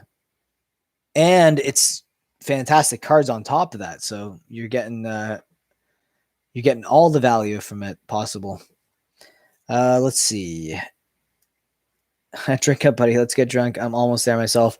All right, let's do it easy. We're doing it. I wish I could play some Iron Maiden or Metallica right now, but I would get this video taken down, I think. Copyright claims.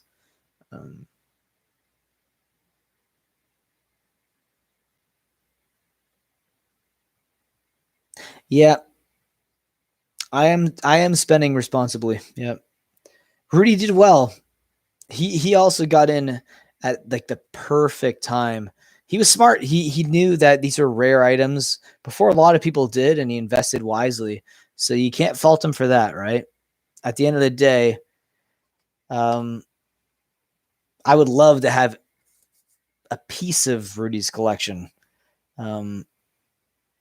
But I got in later and I have to respect it. But I also had opportunities to buy particular cars that I never really got.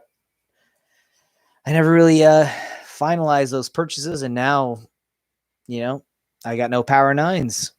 I have no Black Lotus. I don't have any dual lands, which is a shame. But I do have reserve list cards, and I do have sealed product. But I wish I would have had.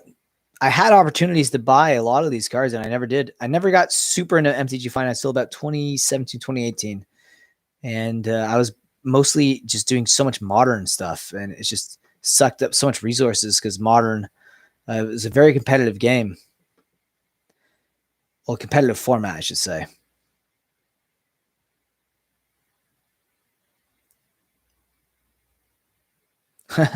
Eight minutes before Veronica takes off her belt. Ooh, I better get that beer in me now.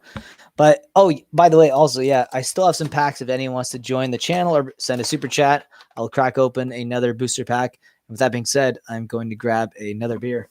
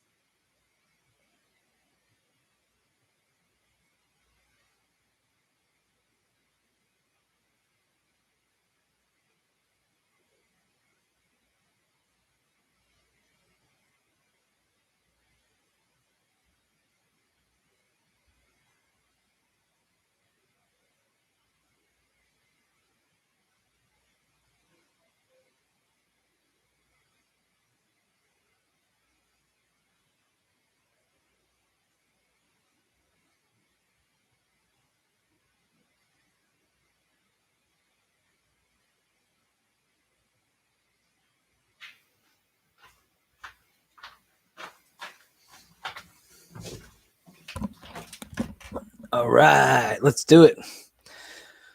Okay, let's see what we got here in the comments.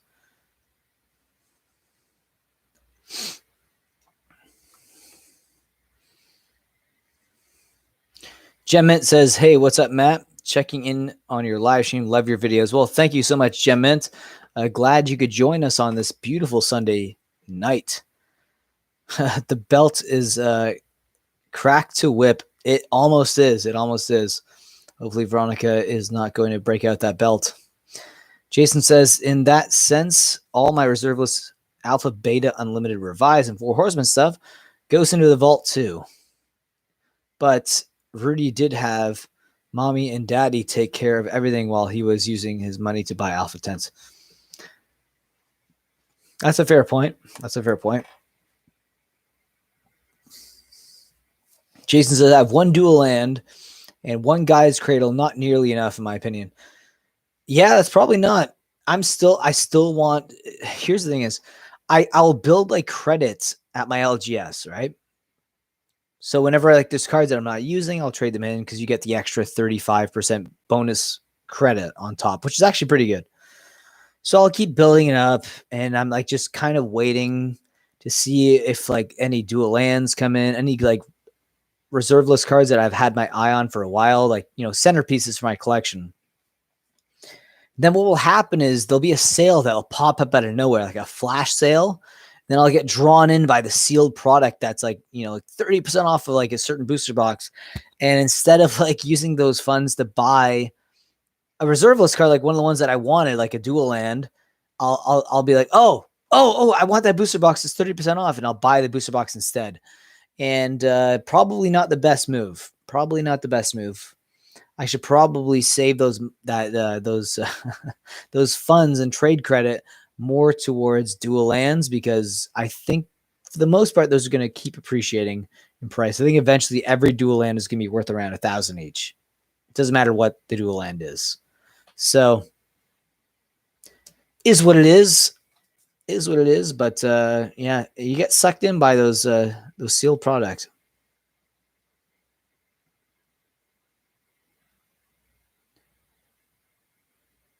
Fingers crossed for mono black Werewolves of Midnight. Hey, I love mono black decks. I also well, for Werewolves, potentially like a Jund deck or even a Gruul deck would be okay too, but mono black would be really fun. E-Man says, "Oh, I'm not saying he is actively manipulating card prices. He is swallowing at whale all the cards he can, just as if they were a little krill. Well, if you have that much capital, it's pretty easy to do that."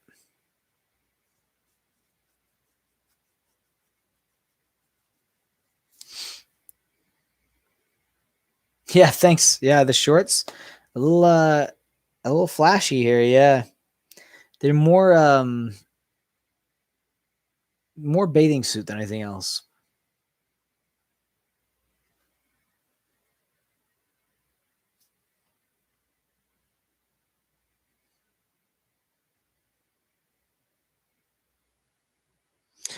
I've made my collection all myself. My oldest kid is almost 18, and I'm 40, and I'm not 40 yet. Holy crap! I had them young. It's been a mix of skills and luck.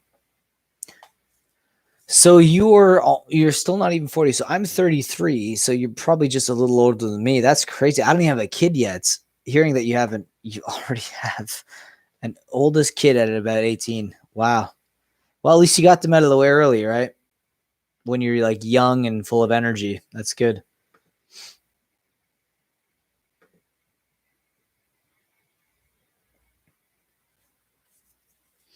I'm happy for Rudy. He has worked hard, but sucks at playing MTG, which is half of what MTG is. I hope he stubs his toe every day and thinks of me when he does. Booger Sculptor says, "Are you going to buy any of the double feature booster boxes?" Yes, I am. Yeah. I think those are going to be good to keep sealed because eventually the temptation to, crack those open for drafts are going to be, palpable. And those are I just think it's a really great idea. Really great idea. Think about that. Like that'd be great for like a Eighth of the Revolt Kaladesh if they did a combined booster box like that. That'd be fun. I'm glad they're actually finally doing that. I know. I basically made a deal to get at least 10 to 15 minutes left. I also want to crack open another pack. So hopefully I can get at least one more super chat or if one more like channel member or a patron, and I could do that before I go to bed.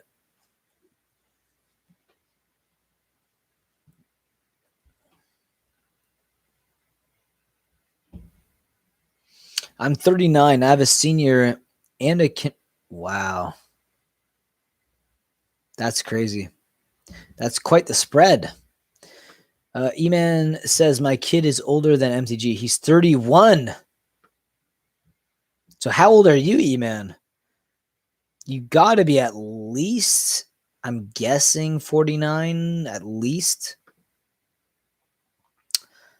Matthew G, look at that. Another Matthew in the house. Hey, Matt, I'm going to pick up some sweet, sweet mystery, buy off a local offer up. Oh, that'd be awesome. Cool. Let me know what you end up grabbing. I actually filmed a thrift store random buy. I'm not going to talk about what it is, but let's just say I just went to a bunch of thrift stores and I made a big video out of it, and I'm going to edit it. It's going to be an interesting one. I'm not going to say what I get or if I even get anything at all, but hopefully you guys enjoy the video. There it is. E-Man sent another super chat, so that means that we have to crack open another booster pack. This will probably be the last booster pack of the night. We shall see. Here it is. Thank you so much, E-Man, again for the love. You are the man. Thank you so much. Okay, let's see. Okay, let's 1, 2. So that'll be the land. That's the rare. That should be the rare unless we get another foil. Oh boy, is it? Okay, no. So we didn't get a foil. So okay, here we go. Spikefield Hazard. got a Roiling Regrowth. That's actually a really good card. That's actually a really good card. Acquisitions Experts. Blood Price. We get this Fetch Land, baby. I love that. Sneaking Guide. We get a Namana Skitter Sneak. Strength of Solidarity. Kabira Outrider. We get a Marasa Brute. Ryzen Riptide. We get a Sizzling Barrage. Living Tempest. Deadly Alliance. First uncommon here. Oh, nope. Copy. What? Oh, that's right. We went to the uncommons first. Here it is. Forest. What do we get? Oh, no. Oh, no. Grakmoss, Skyclave Ravager. Wah, wah, wah. Not what we wanted to see, and not what we wanted to see. But nonetheless, it's fun to crack that pack open. Thank you guys so much for staying tuned. Let's get back to the chat. Let's see what we missed.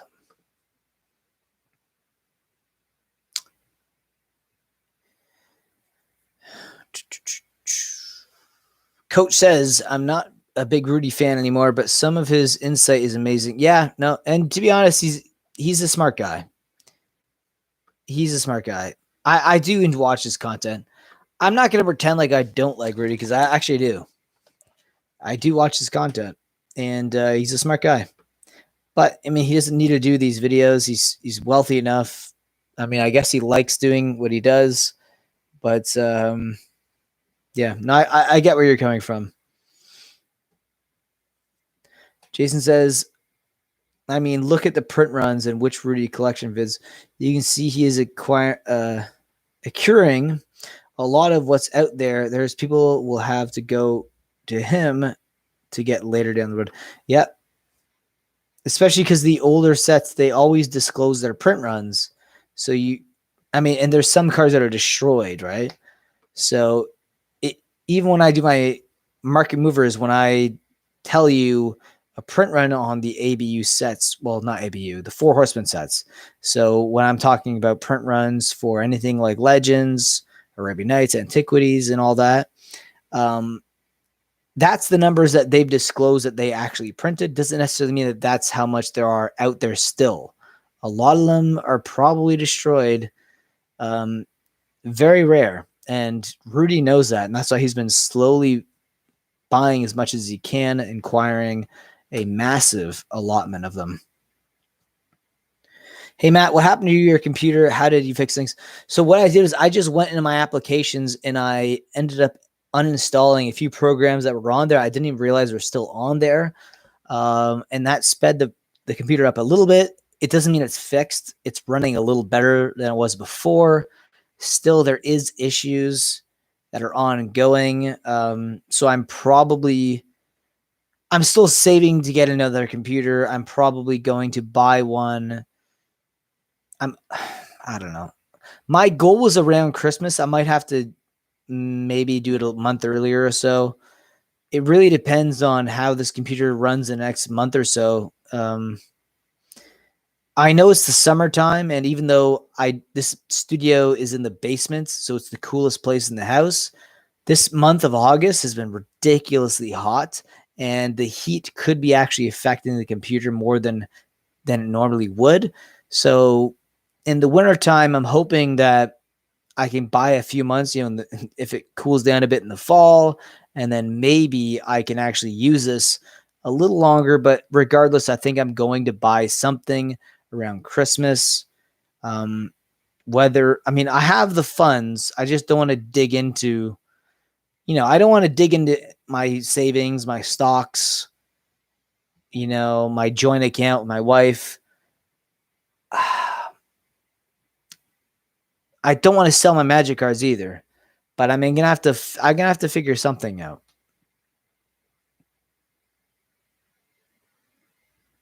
$55 in November. Well, there you go. You're still pretty young, man. That's pretty young to have a 31-year-old. That's really young. What is your favorite set / block?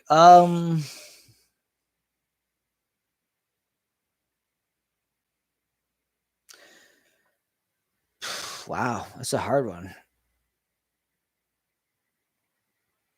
Ooh, you know what? I think I got it. This is gonna be a weird answer. So my favorite set is Innistrad. My favorite block is the Return to Ravnica block.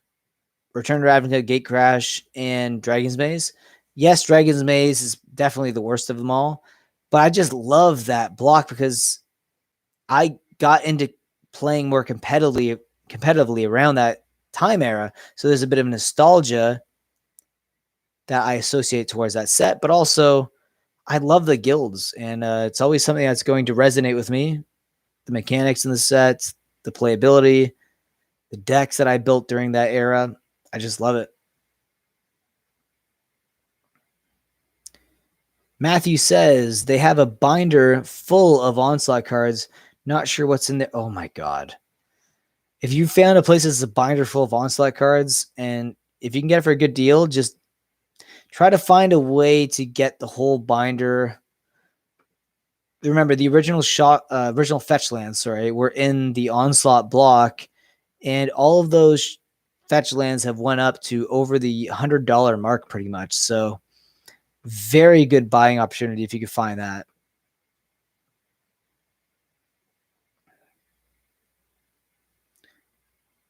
Blue Ridge Silverhound is in the house. Hey, Matt, how are you doing? I am doing fine. Thank you very much. I really enjoyed your last video talking about the graded game collection thing going on right now. It's fascinating. If you guys want to keep track of silver coins, please check out Blue Ridge Silverhound. He has a amazing channel. And honestly, he has like 200,000 plus subs, so he definitely knows what he's doing. Please check out his channel. He's fantastic. Okay, so what else we got here? Mark Wolf says, ravaged your wallet. Yeah, 100%.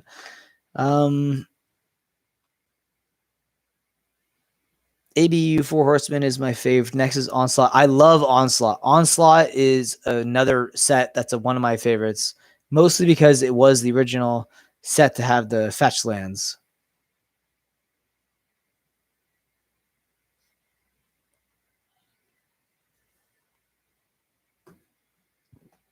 Buy a Mac?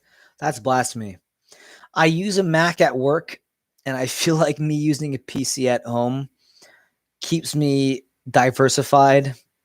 You know, like it's like if I ever have to switch jobs or anything like that, and then the new place that I work at happens to use PCs, if I use a Mac at my other job and I use a PC at home, I'm more diversified. You know, it doesn't matter. If I get another job somewhere else, they use Macs. I know Mac. If they use PCs, I know PCs. So I like PCs though as well. I like both, to be honest. They're both good. As long as they're not Linux, right? Just kidding. That's an operating system though. It's not really a computer.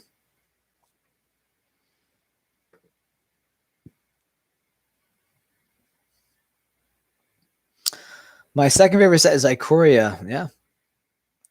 Strixhaven is going to age like fine wine. It's much more powerful than Kaladesh, and the flavor is going to catch people off guard.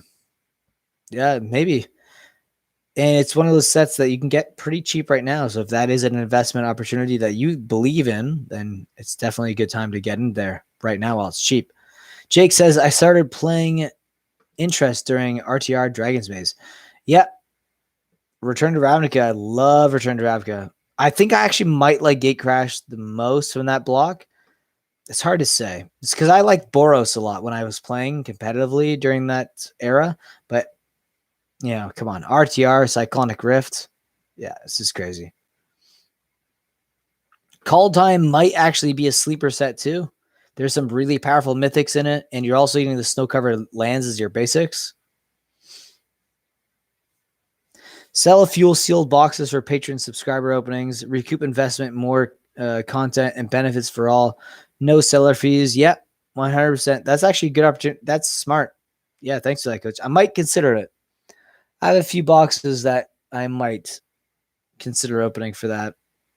I tend to not like the open sealed product. It just burns me. It's just, but at the same time, if it's for opening for the channel, I could probably stomach it. E-Man says, started playing during Ice Age.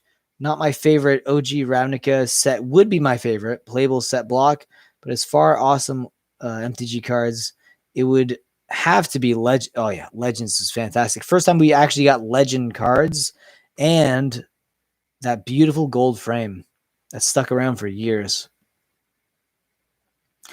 Blue Ridge Silverhound says everyone is posting about the graded game thing. Thought I would throw my 2 cents in. Yeah, and I actually enjoyed your video probably more than I enjoyed any other YouTuber talking about that specific topic.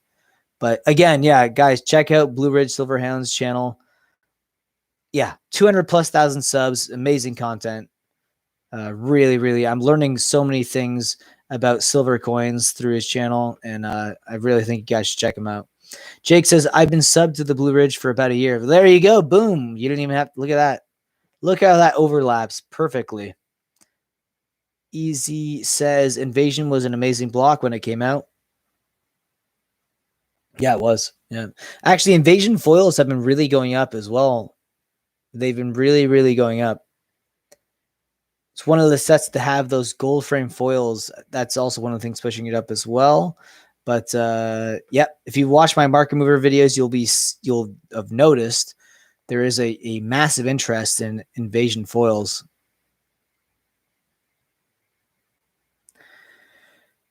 Mark Wolf says, bought a box of Onslaught for 700. Oh my God. The thing of Onslaught, even though I love this so much, there's a part of me that I get angry when I hear about Onslaught because I had opportunities to buy sealed boosted boxes of Onslaught for like $400 before the pandemic. Then the pandemic happened. I go back to the LGS and they suddenly disappeared. And I remember like seeing the box there for $400. Oh, it's just such a pain in whatever.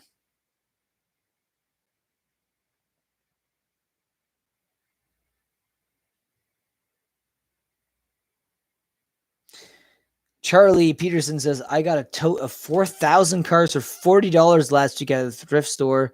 Other than lands, it's mostly modern masters and Avs and Restores, so I'm very happy. That's not bad. There's a lot of good commons and uncommons from modern masters, so you're probably going to have a lot of fun digging through that.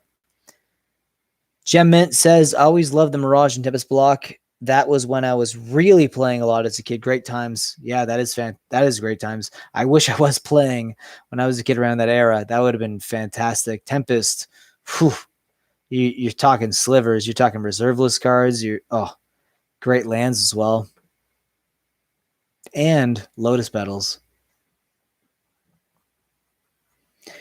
I despise Apple. Some of the snow lands are going up slowly. Yep. I've been noticing that too, especially the foil ones. Average Josh says, I started at the tail end of beta, but couldn't get many cards then. Open Arabian and Legends packs, and then revised.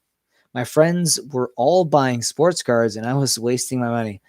I know. And look how the tables have turned, Josh. Looks like the people that are buying sports cards, especially in the 90s, they were the ones wasting the money. Easy says, cheers, everyone who wants a shot of rum with me. There you go. Hey, Easy. There you go. I'm right here with you. Let's have a beer.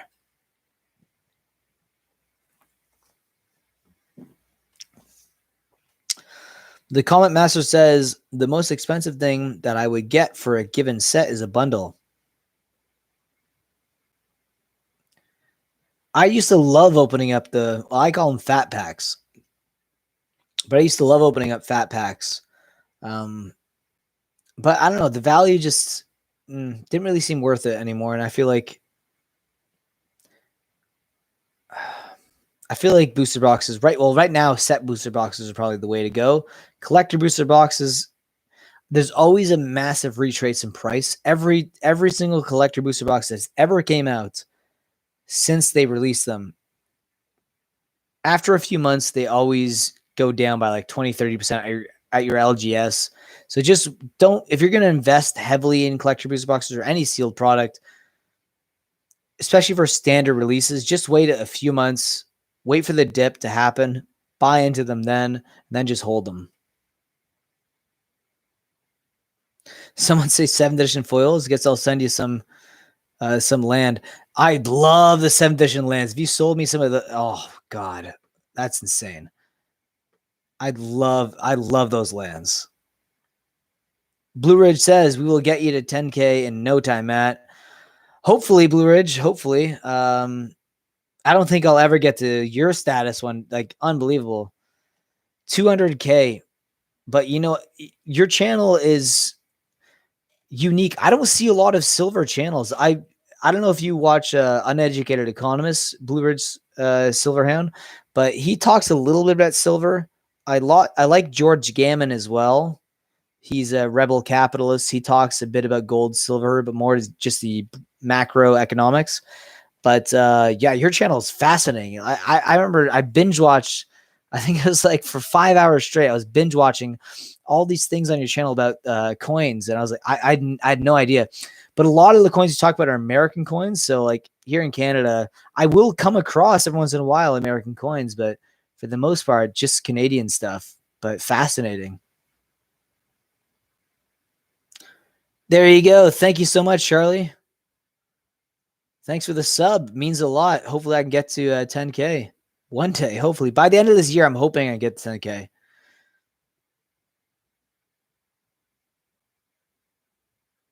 Jake, wow, you have 35 pounds of sterling silver.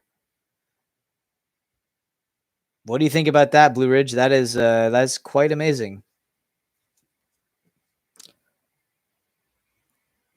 Dave says, folks, I need to get some Z's. Catch you all tomorrow. Later, folks. Take it easy, Dave. Hopefully you have fun opening up my package. We'll see you then. And have a good night, man. Josh says Tempest time was when the JSS was taking off. Yep. E-Man says, wish I would have discovered MTG earlier than I did. Oh, yeah, me too. Me too. Could have gotten in on all the goodness of the Four Horsemen sets. Tempest block was amazing because it was the first major power creep after the Mirage Visions Weatherlight era. That era between Tempest and the end of Old Frame is my favorite. Yep, right before the modern era. Ella Domri, Lord of the Leaves from Tempest, spiked last year too and never fell. 120 now. I had one of those. I remember, and I traded it, and it was like, at the time I traded it was like a $30 card, but I regret it so much right now. But this is before that I really paid attention to reserve list cards, which is a dumb move on my part. So I regret it. But at the same time, I was really into modern. I wanted to build more modern decks, and I was just looking for cards to build modern decks with, and you know, I needed that trade-in value. Coach says a family friend left us a message, a massive coin collection when she passed away. I have no idea how much it's worth. Her husband was born in 1900s from Denmark, and I imagine it has some value. Yeah, I would say yes. That is definitely check out Blue Ridge Silverhound's channel. Maybe there is some information on those specific coins. He has released a lot of videos. You could probably search it in his tab, on his community tab, and maybe find something. But wow, that is amazing, Coach.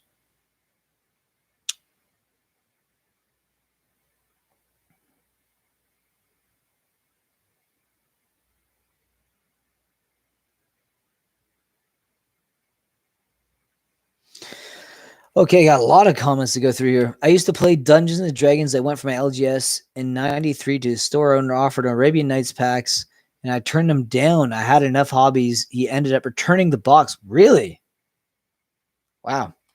Jason says, we used to buy 4th edition instead of Revised back in the days. Oh, yeah. And Revised had the reserve list cards, unfortunately, because we didn't want two lands and the dual lands. Ugh, that's rough. Hey, Matt, cool porn studio. Well, thank you very much. It is very nice. I like it as well, especially the toys in the background. All those action figures vibrate, by the way. E-Man says, is that rare of 16 ounce per pound? I haven't gotten anything. I haven't gotten anything on Blue Ridge, I bet. Yeah, he's got to have quite the collection. Gemmet MTG says, picked up a few Eldramis when the new Yavimaya land that makes everything force game. Yeah, that would be a good spec on that one too. My favorite time was 98 when Pokemon came out. I used to buy Pokemon boxes, sell them for double, and dump the profits into Magic. Smart. However, Josh, is I'm assuming you know this as well. Those original Pokemon boxes have really skyrocketed in price. Like people are retiring on those. Like if you had a few boxes sealed from the Wizards of the Coast era, like original base set 2 jungle, and then like a Neo, one of the Neo boxes. If you just had like all those, sold them on eBay, you could retire from the funds that you've acquired from that. So crazy stuff, especially if they're first edition. Jason says, Mattcaster Mage have hundreds of old bordered foil lands. I think they look better than new. Oh, 100%. They look way better than the new frame. If you're looking for some, let me know via email. Oh, dude, I will 100% email you. I am looking for quite a few from 7th edition, so maybe we can actually work out a deal. Yeah, let me know. We'll touch base via email. Okay, so E-Man says, I guess I only have 4.5 pounds then. Yeah. Yeah, base set first edition boxes. My God, man. Josh. And here's the thing is, don't get wrong, I love Magic above all other collectibles. But you can't deny that Pokemon exploded, especially during the pandemic. It's retraced a bit, but where it's leveling out now, those boxes are not going to ever go down to the prices they were before. So yeah, those old Pokemon boxes. I wish. I mean, when I was a kid, I was cracking Pokemon more than I was cracking Magic. Like, I didn't really care about Magic until I was older. I wish I would have kept some of that stuff sealed. Let me tell you.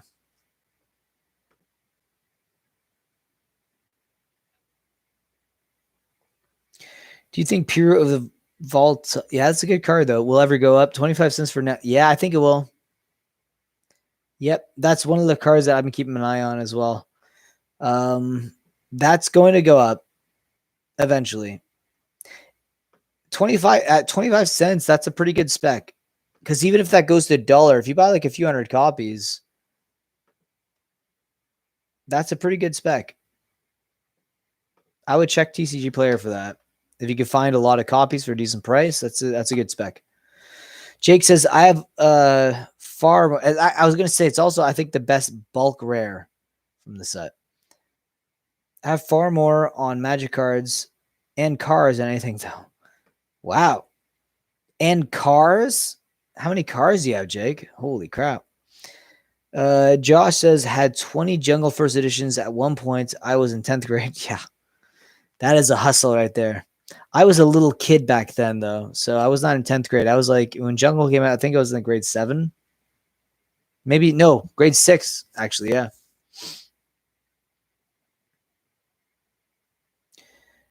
Easy says, want to prevent foil curling, keep descendant packs from the shoe boxes, put them in your foil collection. They help prevent humidity, which causes curling. That's true. And I'm in the basement, which I think it gets damp here, but I keep them mostly in my boxes back there in totes, so they should be okay.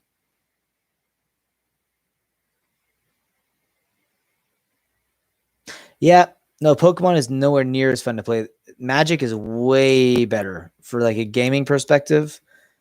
I can understand some people liking certain foils in Pokemon. They do put a lot of work in their foils, and they have better card quality overall than Magic. But yeah, the game itself, Magic, is just far superior. Jake, did you just say you have 12 cars? Jake, you have 12 cars. Holy cow.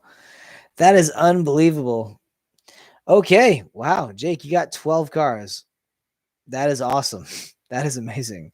Do you pay insurance on all the cars, or do you like because I know like you have to pay insurance if you're driving the cars, right? So do you have some of them just as collectibles, or they're just sitting in your garage, or do you actually pay the insurance for all of them? Because I know that's a thing. Yeah, he got a small dealership going on there.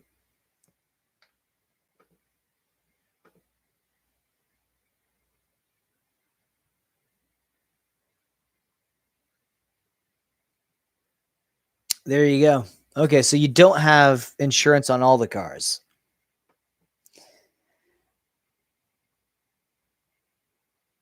No, that's not true. That's not all cars are depreciating assets, Mark. Some of them are actually very collectible. Even a lot of old pickup trucks now are actually going up in value. Used cars in general actually been doing very well. Yep. There you go, Jake. Yep, you're right. 100% they are appreciating. Wowza. Wow, that is amazing. Look at that. That is so cool. What type of 90s sports cars do you have, Jake, by the way? Oh, and also, I have 3 more packs. I'm probably going to be, I will not lie. My wife, I think she's getting a little upset.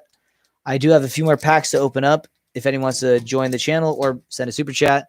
And I will, I'm going to finish this beer. Hopefully, I'll be on the stream for at least another 10 minutes or so. But wow, crazy. I'm still waiting to hear what type of sports cars he has.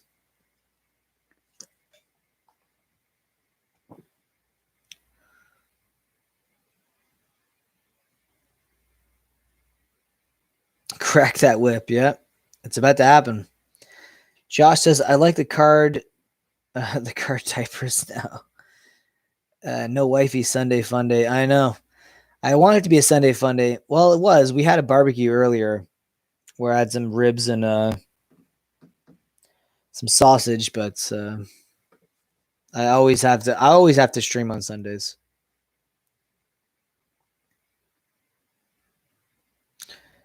Finish that beer, brush your teeth, you owe her big. Oh no, I already took her to eat out last night, so I can't do that today.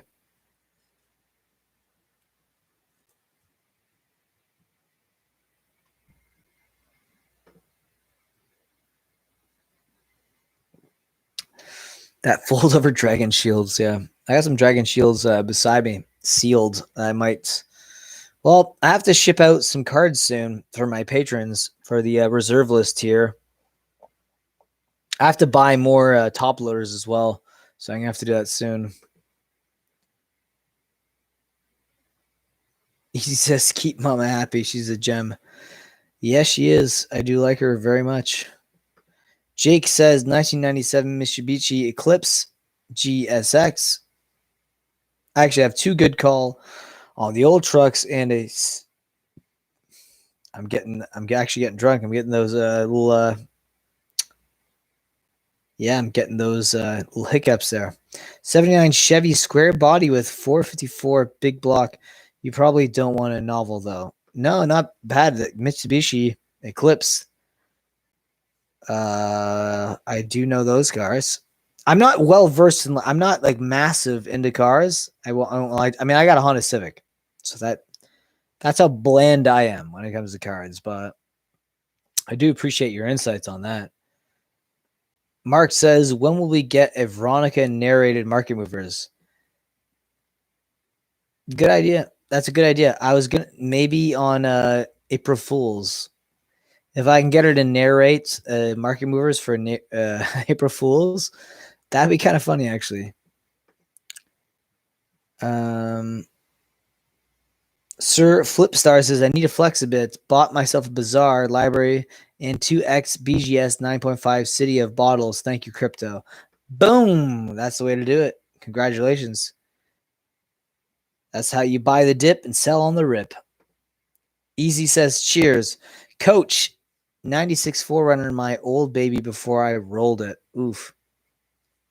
Josh says, I had 93 30,000 GT twin turbo. You guys are talking like, I'm like, what is going on? Like, you guys got to talk magic cars. I'm like, what is going on with cars? Charlie, am I the only one that puts a 50-cent card in a 60-cent top loader? No, not really. I don't do that, but I'm sure there's people who do that. If I buy a Skyline in Canada, can I pay you to store it? I don't have a driveway. I pay for parking on the street. Yeah, I don't know. I wouldn't know where to store it for you, man.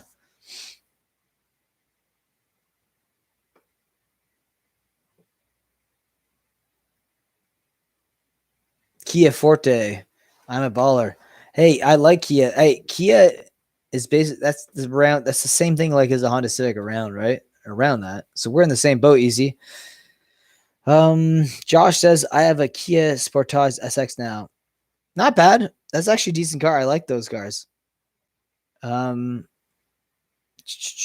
okay, now everyone's talking to everyone else, so I'm just gonna sit here, sip my beer, and just enjoy the chat.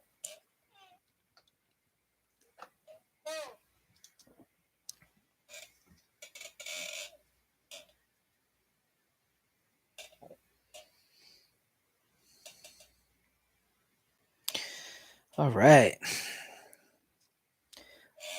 I got about 10 minutes left before my wife pulls me by the hair out of my basement. Yep, that's it. See, these ones are, it says made in, I don't know, it's made in Japan. It says right there. So these packs, the ones with the pull tabs, not all the Zendikar Rising packs are made in Japan, but these ones, they got the pull tab. They always have the land on the top. That's why I've been doing those little land tricks, trying to get those out to the back. Age 13 plus. I don't know. Age 13 plus, do you think that's accurate? They're doing a Fortnite secret lair. Does age 13 plus, does that really mean anything?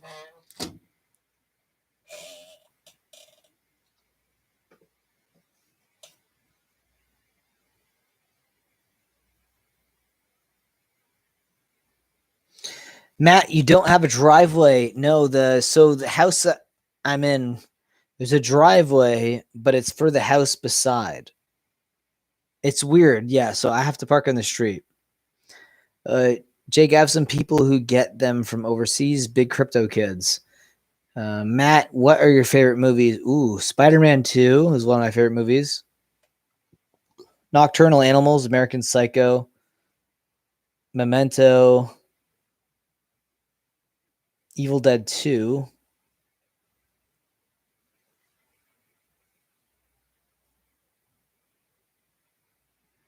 "500 Days of Summer." I don't know. Let's leave it at that for now. There's tons, but like those are some top of my head that I really like.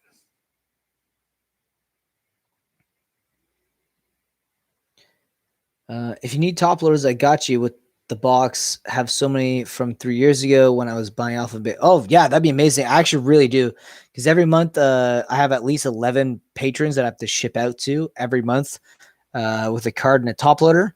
So that would be fantastic. Once I pay you for the Battle Bond box, by the way, that was the one that seemed to have the most interest on the community tab. Once I pay you for the Battle Bond box, just let me know. Just send me an invoice on how much the Battle Bond box is, and I'll send you the money for that via either e-transfer or PayPal, and then I'll basically do the opening of my channel. I'll sell the packs or whatever, and then yeah, if you could send me just a few top loaders, that'd be amazing. I really do need them. I really do. Like in Toronto, we're having so much trouble getting top loaders. I've been to three shops, no top loaders. It's the weirdest thing. It's like gold or something.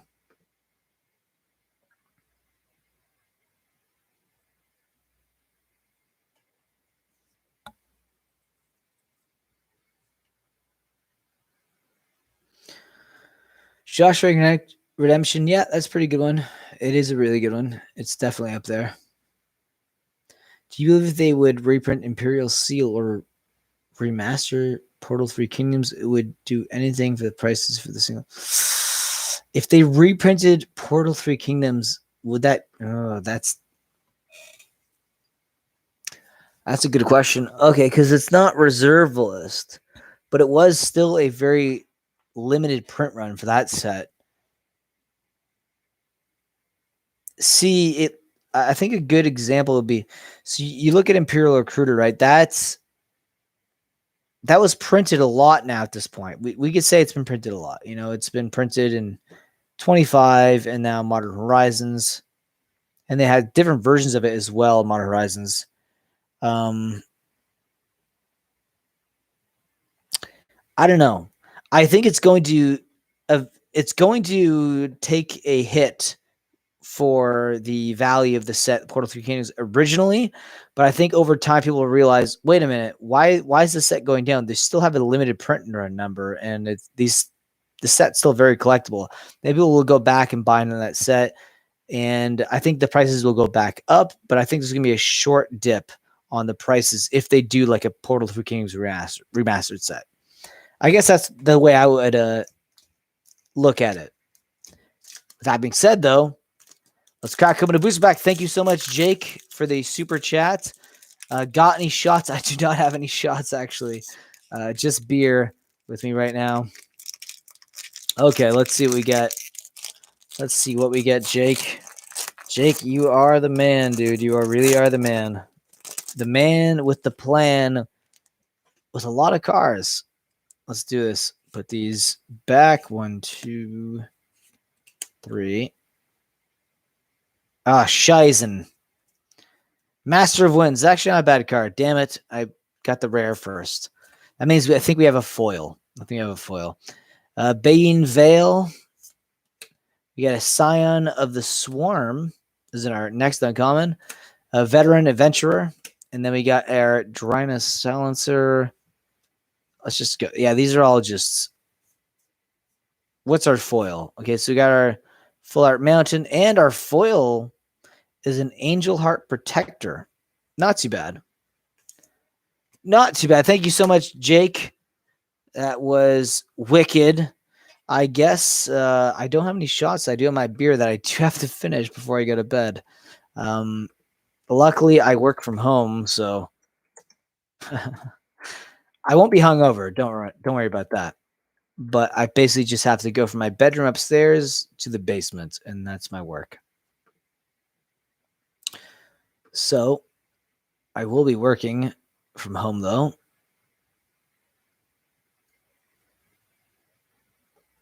Yep. Damn it.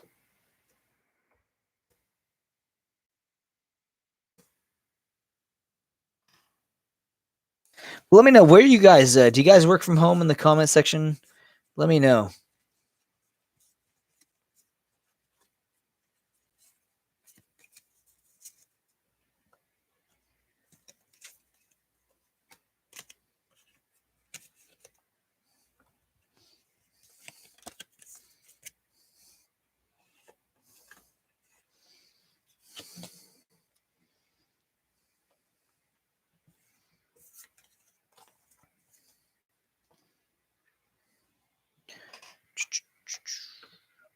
All right.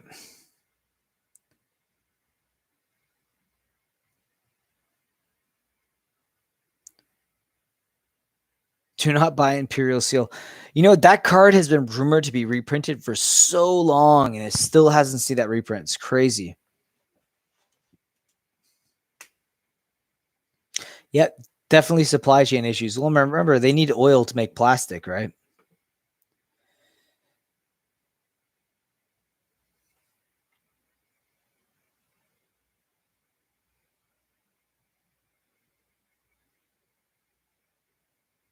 Can you burn the devil's lettuce in Toronto? Yes, you can. You absolutely can. There's actually weed stores, I kid you not, every corner in Toronto. There is more weed stores than there are bars in Toronto.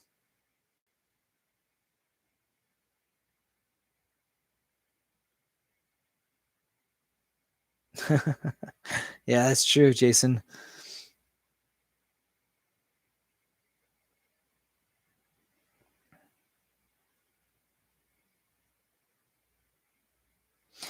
Josh says, I work from home, run my own marketing device company. Nice. That's awesome. And you also hustle with Magic the Gathering stuff. That's awesome, man.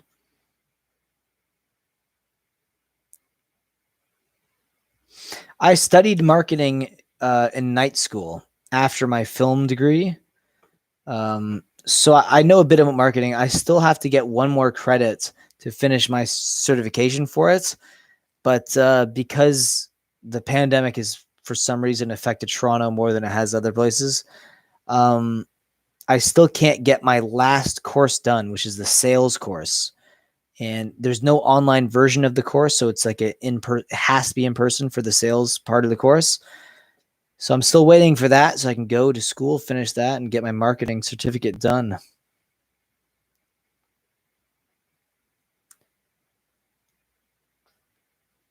Jake says, I'm a maintenance man and jack of all trades. Well, you are a jack of all cars too, apparently, with 12, was it 12 cars? My God. Did you make the cars yourself? You're quite the jack of all trades there. That's awesome, man. It's amazing. Charlie says, I contract. Well, there you go. Contracting is always good. If you work for yourself, I think that's the best way to do it, man. Especially in Toronto now, I'm starting to realize working for yourself is the absolute best thing you could do with the way the economy is going right now. All my game design work is from home. Well, there you go. So you work from home as well. Josh says, I have some farmland at West as well. Smart. Very smart, Josh. I farm the devil's lettuce from home. There you go. I know what you mean there. I'm not going to say it, but I know what you mean there. Next live stream, $10 super chats get you to open a pack and drink a beer. You will double your. Oh, dude. I would get so drunk. It would be unbelievable. I would have to make sure I get like light beer if I was going to do that. But that's possible, though.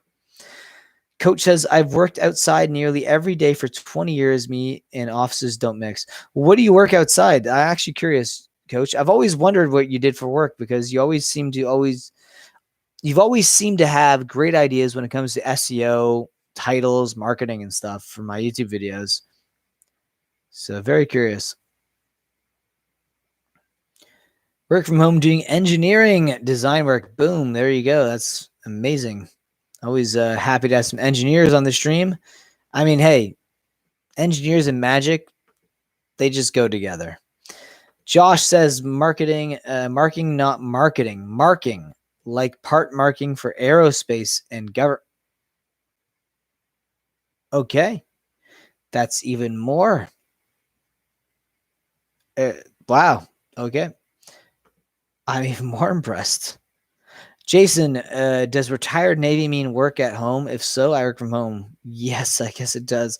Hey, you know what? As long as you have a space in your house that you consider your office, you're working from home, really. Jake says, I've built a lot of cars and did a full restore on the Eclipse, working on a Chevy now. That's awesome. So did you go to school for any of this mechanic stuff, or you teach yourself? Coach says land surveyor and civil engineering. Wow.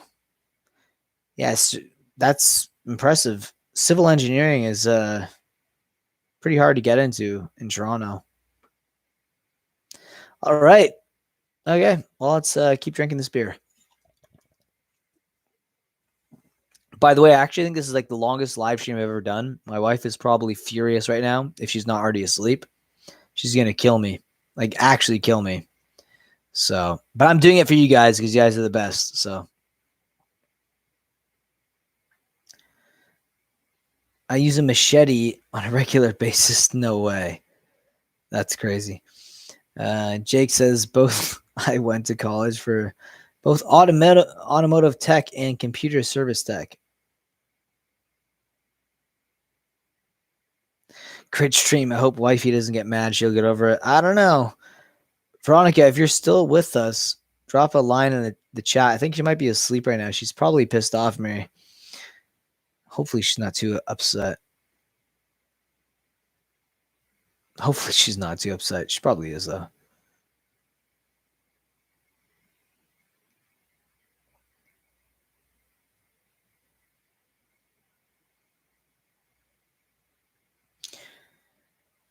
Wolf says, Matt, this is one of the best streams you've ever done. It's cozy as hell in here. Well, thank you very much. I'm glad you're feeling very comfortable, Mark. I try to make these streams comfortable, so I'm glad you're enjoying it. Ermeshi says, tell her we understand that she loves you, but we love you too. Well, look at that, Veronica. There you go. Now she's got the perfect answer. Jake says, Matt, my wife is talking crap. LOL. She thinks I spend more time with you than her. That is a common complaint. That is a common complaint that I will have with my wife too when it comes to any sort of hobby that I have. Although, you know what? This is the funny thing is I spend more time with Magic. My wife actually spends more time playing Magic. She's on MTG Arena probably at least an hour a day minimum. And I personally like to play Magic face to face. So I'll go to my LGS at least once a week to play Magic, whether it's modern or just a draft. So she actually plays Magic more than I do. So, I mean, I guess to make videos of Magic, so it takes up more time, but she plays a lot of Magic. Coach says the best thing about making your wife mad is making up. That's a fair point. That's a fair point. Fair point, Coach. Jake, you're an arena widower, huh? Yeah.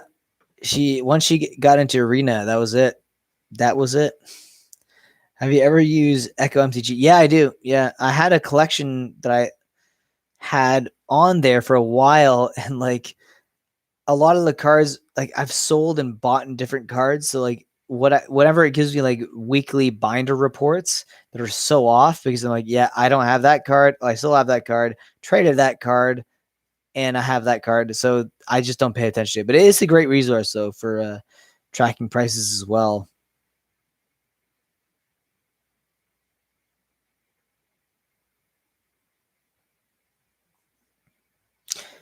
Average Josh says my girl knows videos, but my girl knows her videos by the intro. She knows nothing about MTG and always tells me I make it interesting for her. She's pushing me to start a channel. I laughed it out. Hey, Josh, if you start a channel, I will be one of your biggest viewers. I'm serious. I've talked Coach into making more videos. I mean, not Coach. Sorry, Coach. Jeez. Attitude Dave Solari to do it too, so why not?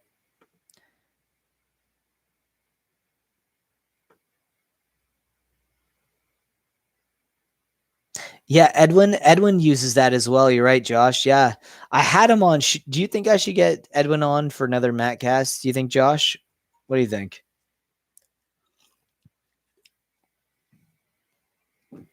I'd love to pick his brain a bit more on the what his thoughts are on the economy. He loves talking about crypto. I would like Ricky Bobby on camera. All right. You know what, guys? I got maybe a sip or two left of beer. So we're almost done. It's almost 11 o'clock here in Toronto. Um, luckily, I only need about 7 hours of sleep, but my wife's finally pissed off.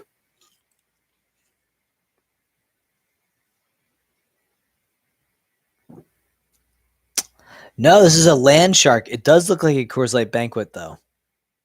This is a land shark. Yep. It does really look like it, though. You're right. It's brewed in Waterloo, Kitchener, in Canada.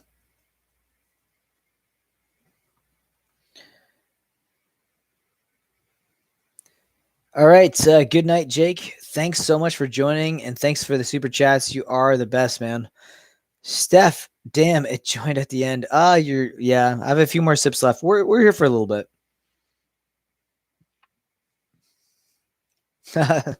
Yeah, if you send some codes, you'll definitely like it for Rena.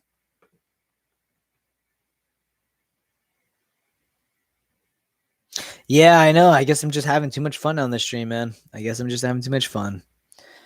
I'm hoping, like, I'm looking at my sub numbers and I'm like, oh, I'm so close to potentially a 8,000 subscriber celebration at one point soon in the next few weeks. Maybe we'll see how things go, though. I know what YouTube is. It's always ebbs and flows. It goes up and down. We don't know what's going on. But maybe we'll get there.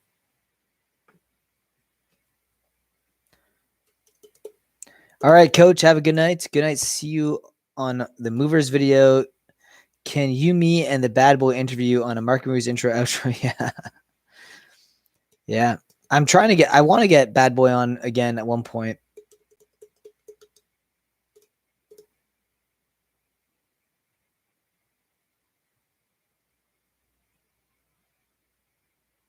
Yeah, I'll mention it in the next interview. Yeah. No, I see what you mean. That made you did with Moss Boss gave you a huge boost. Yeah, no, I love that. Hopefully I can get him on again. I still feel like it should get more views, that video. It just didn't really do it.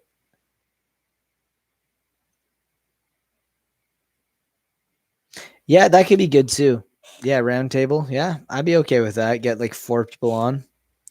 As long as everyone's not talking over each other. That sometimes happens with like if you get more than 2 people on. Even with 2 people, it can happen. YouTube recommends my video less when I get more views. When I'm not getting views, that's when YouTube starts recommending my videos. Interesting. Um,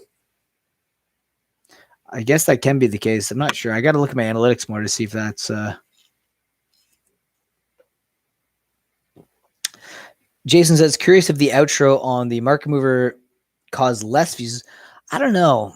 It's too hard to tell. There is definitely a drop off in views, but to be honest, those market mover videos, they do okay. Like they do decently enough on a regular basis that I don't really look into them anymore that much. I remember before my channel was smaller a few months ago, I would get really upset if I didn't get a certain amount of views on it. But now, like they get around on average at least 2,000 views on average, and I'm like, that's fine for my like I got to be reasonable, right? For my channel size, I'm like 7,000, like 300 subs or something around there. Getting like 2,000 views on average for those videos is pretty decent, considering I do them like every day, almost every day, like five times in a week. And sometimes they get more. Sometimes they get 2.5. Sometimes they get 3,000 views.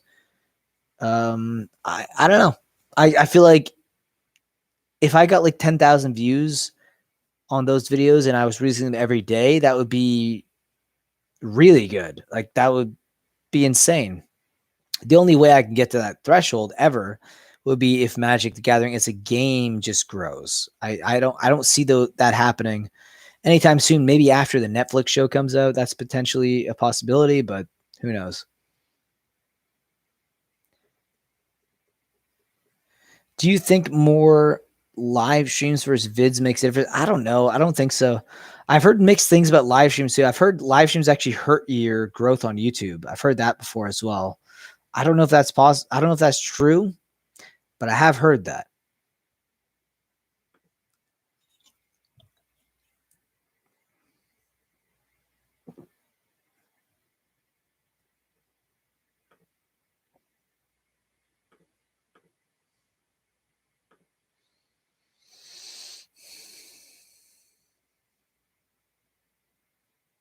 No problem. No problem, Mark.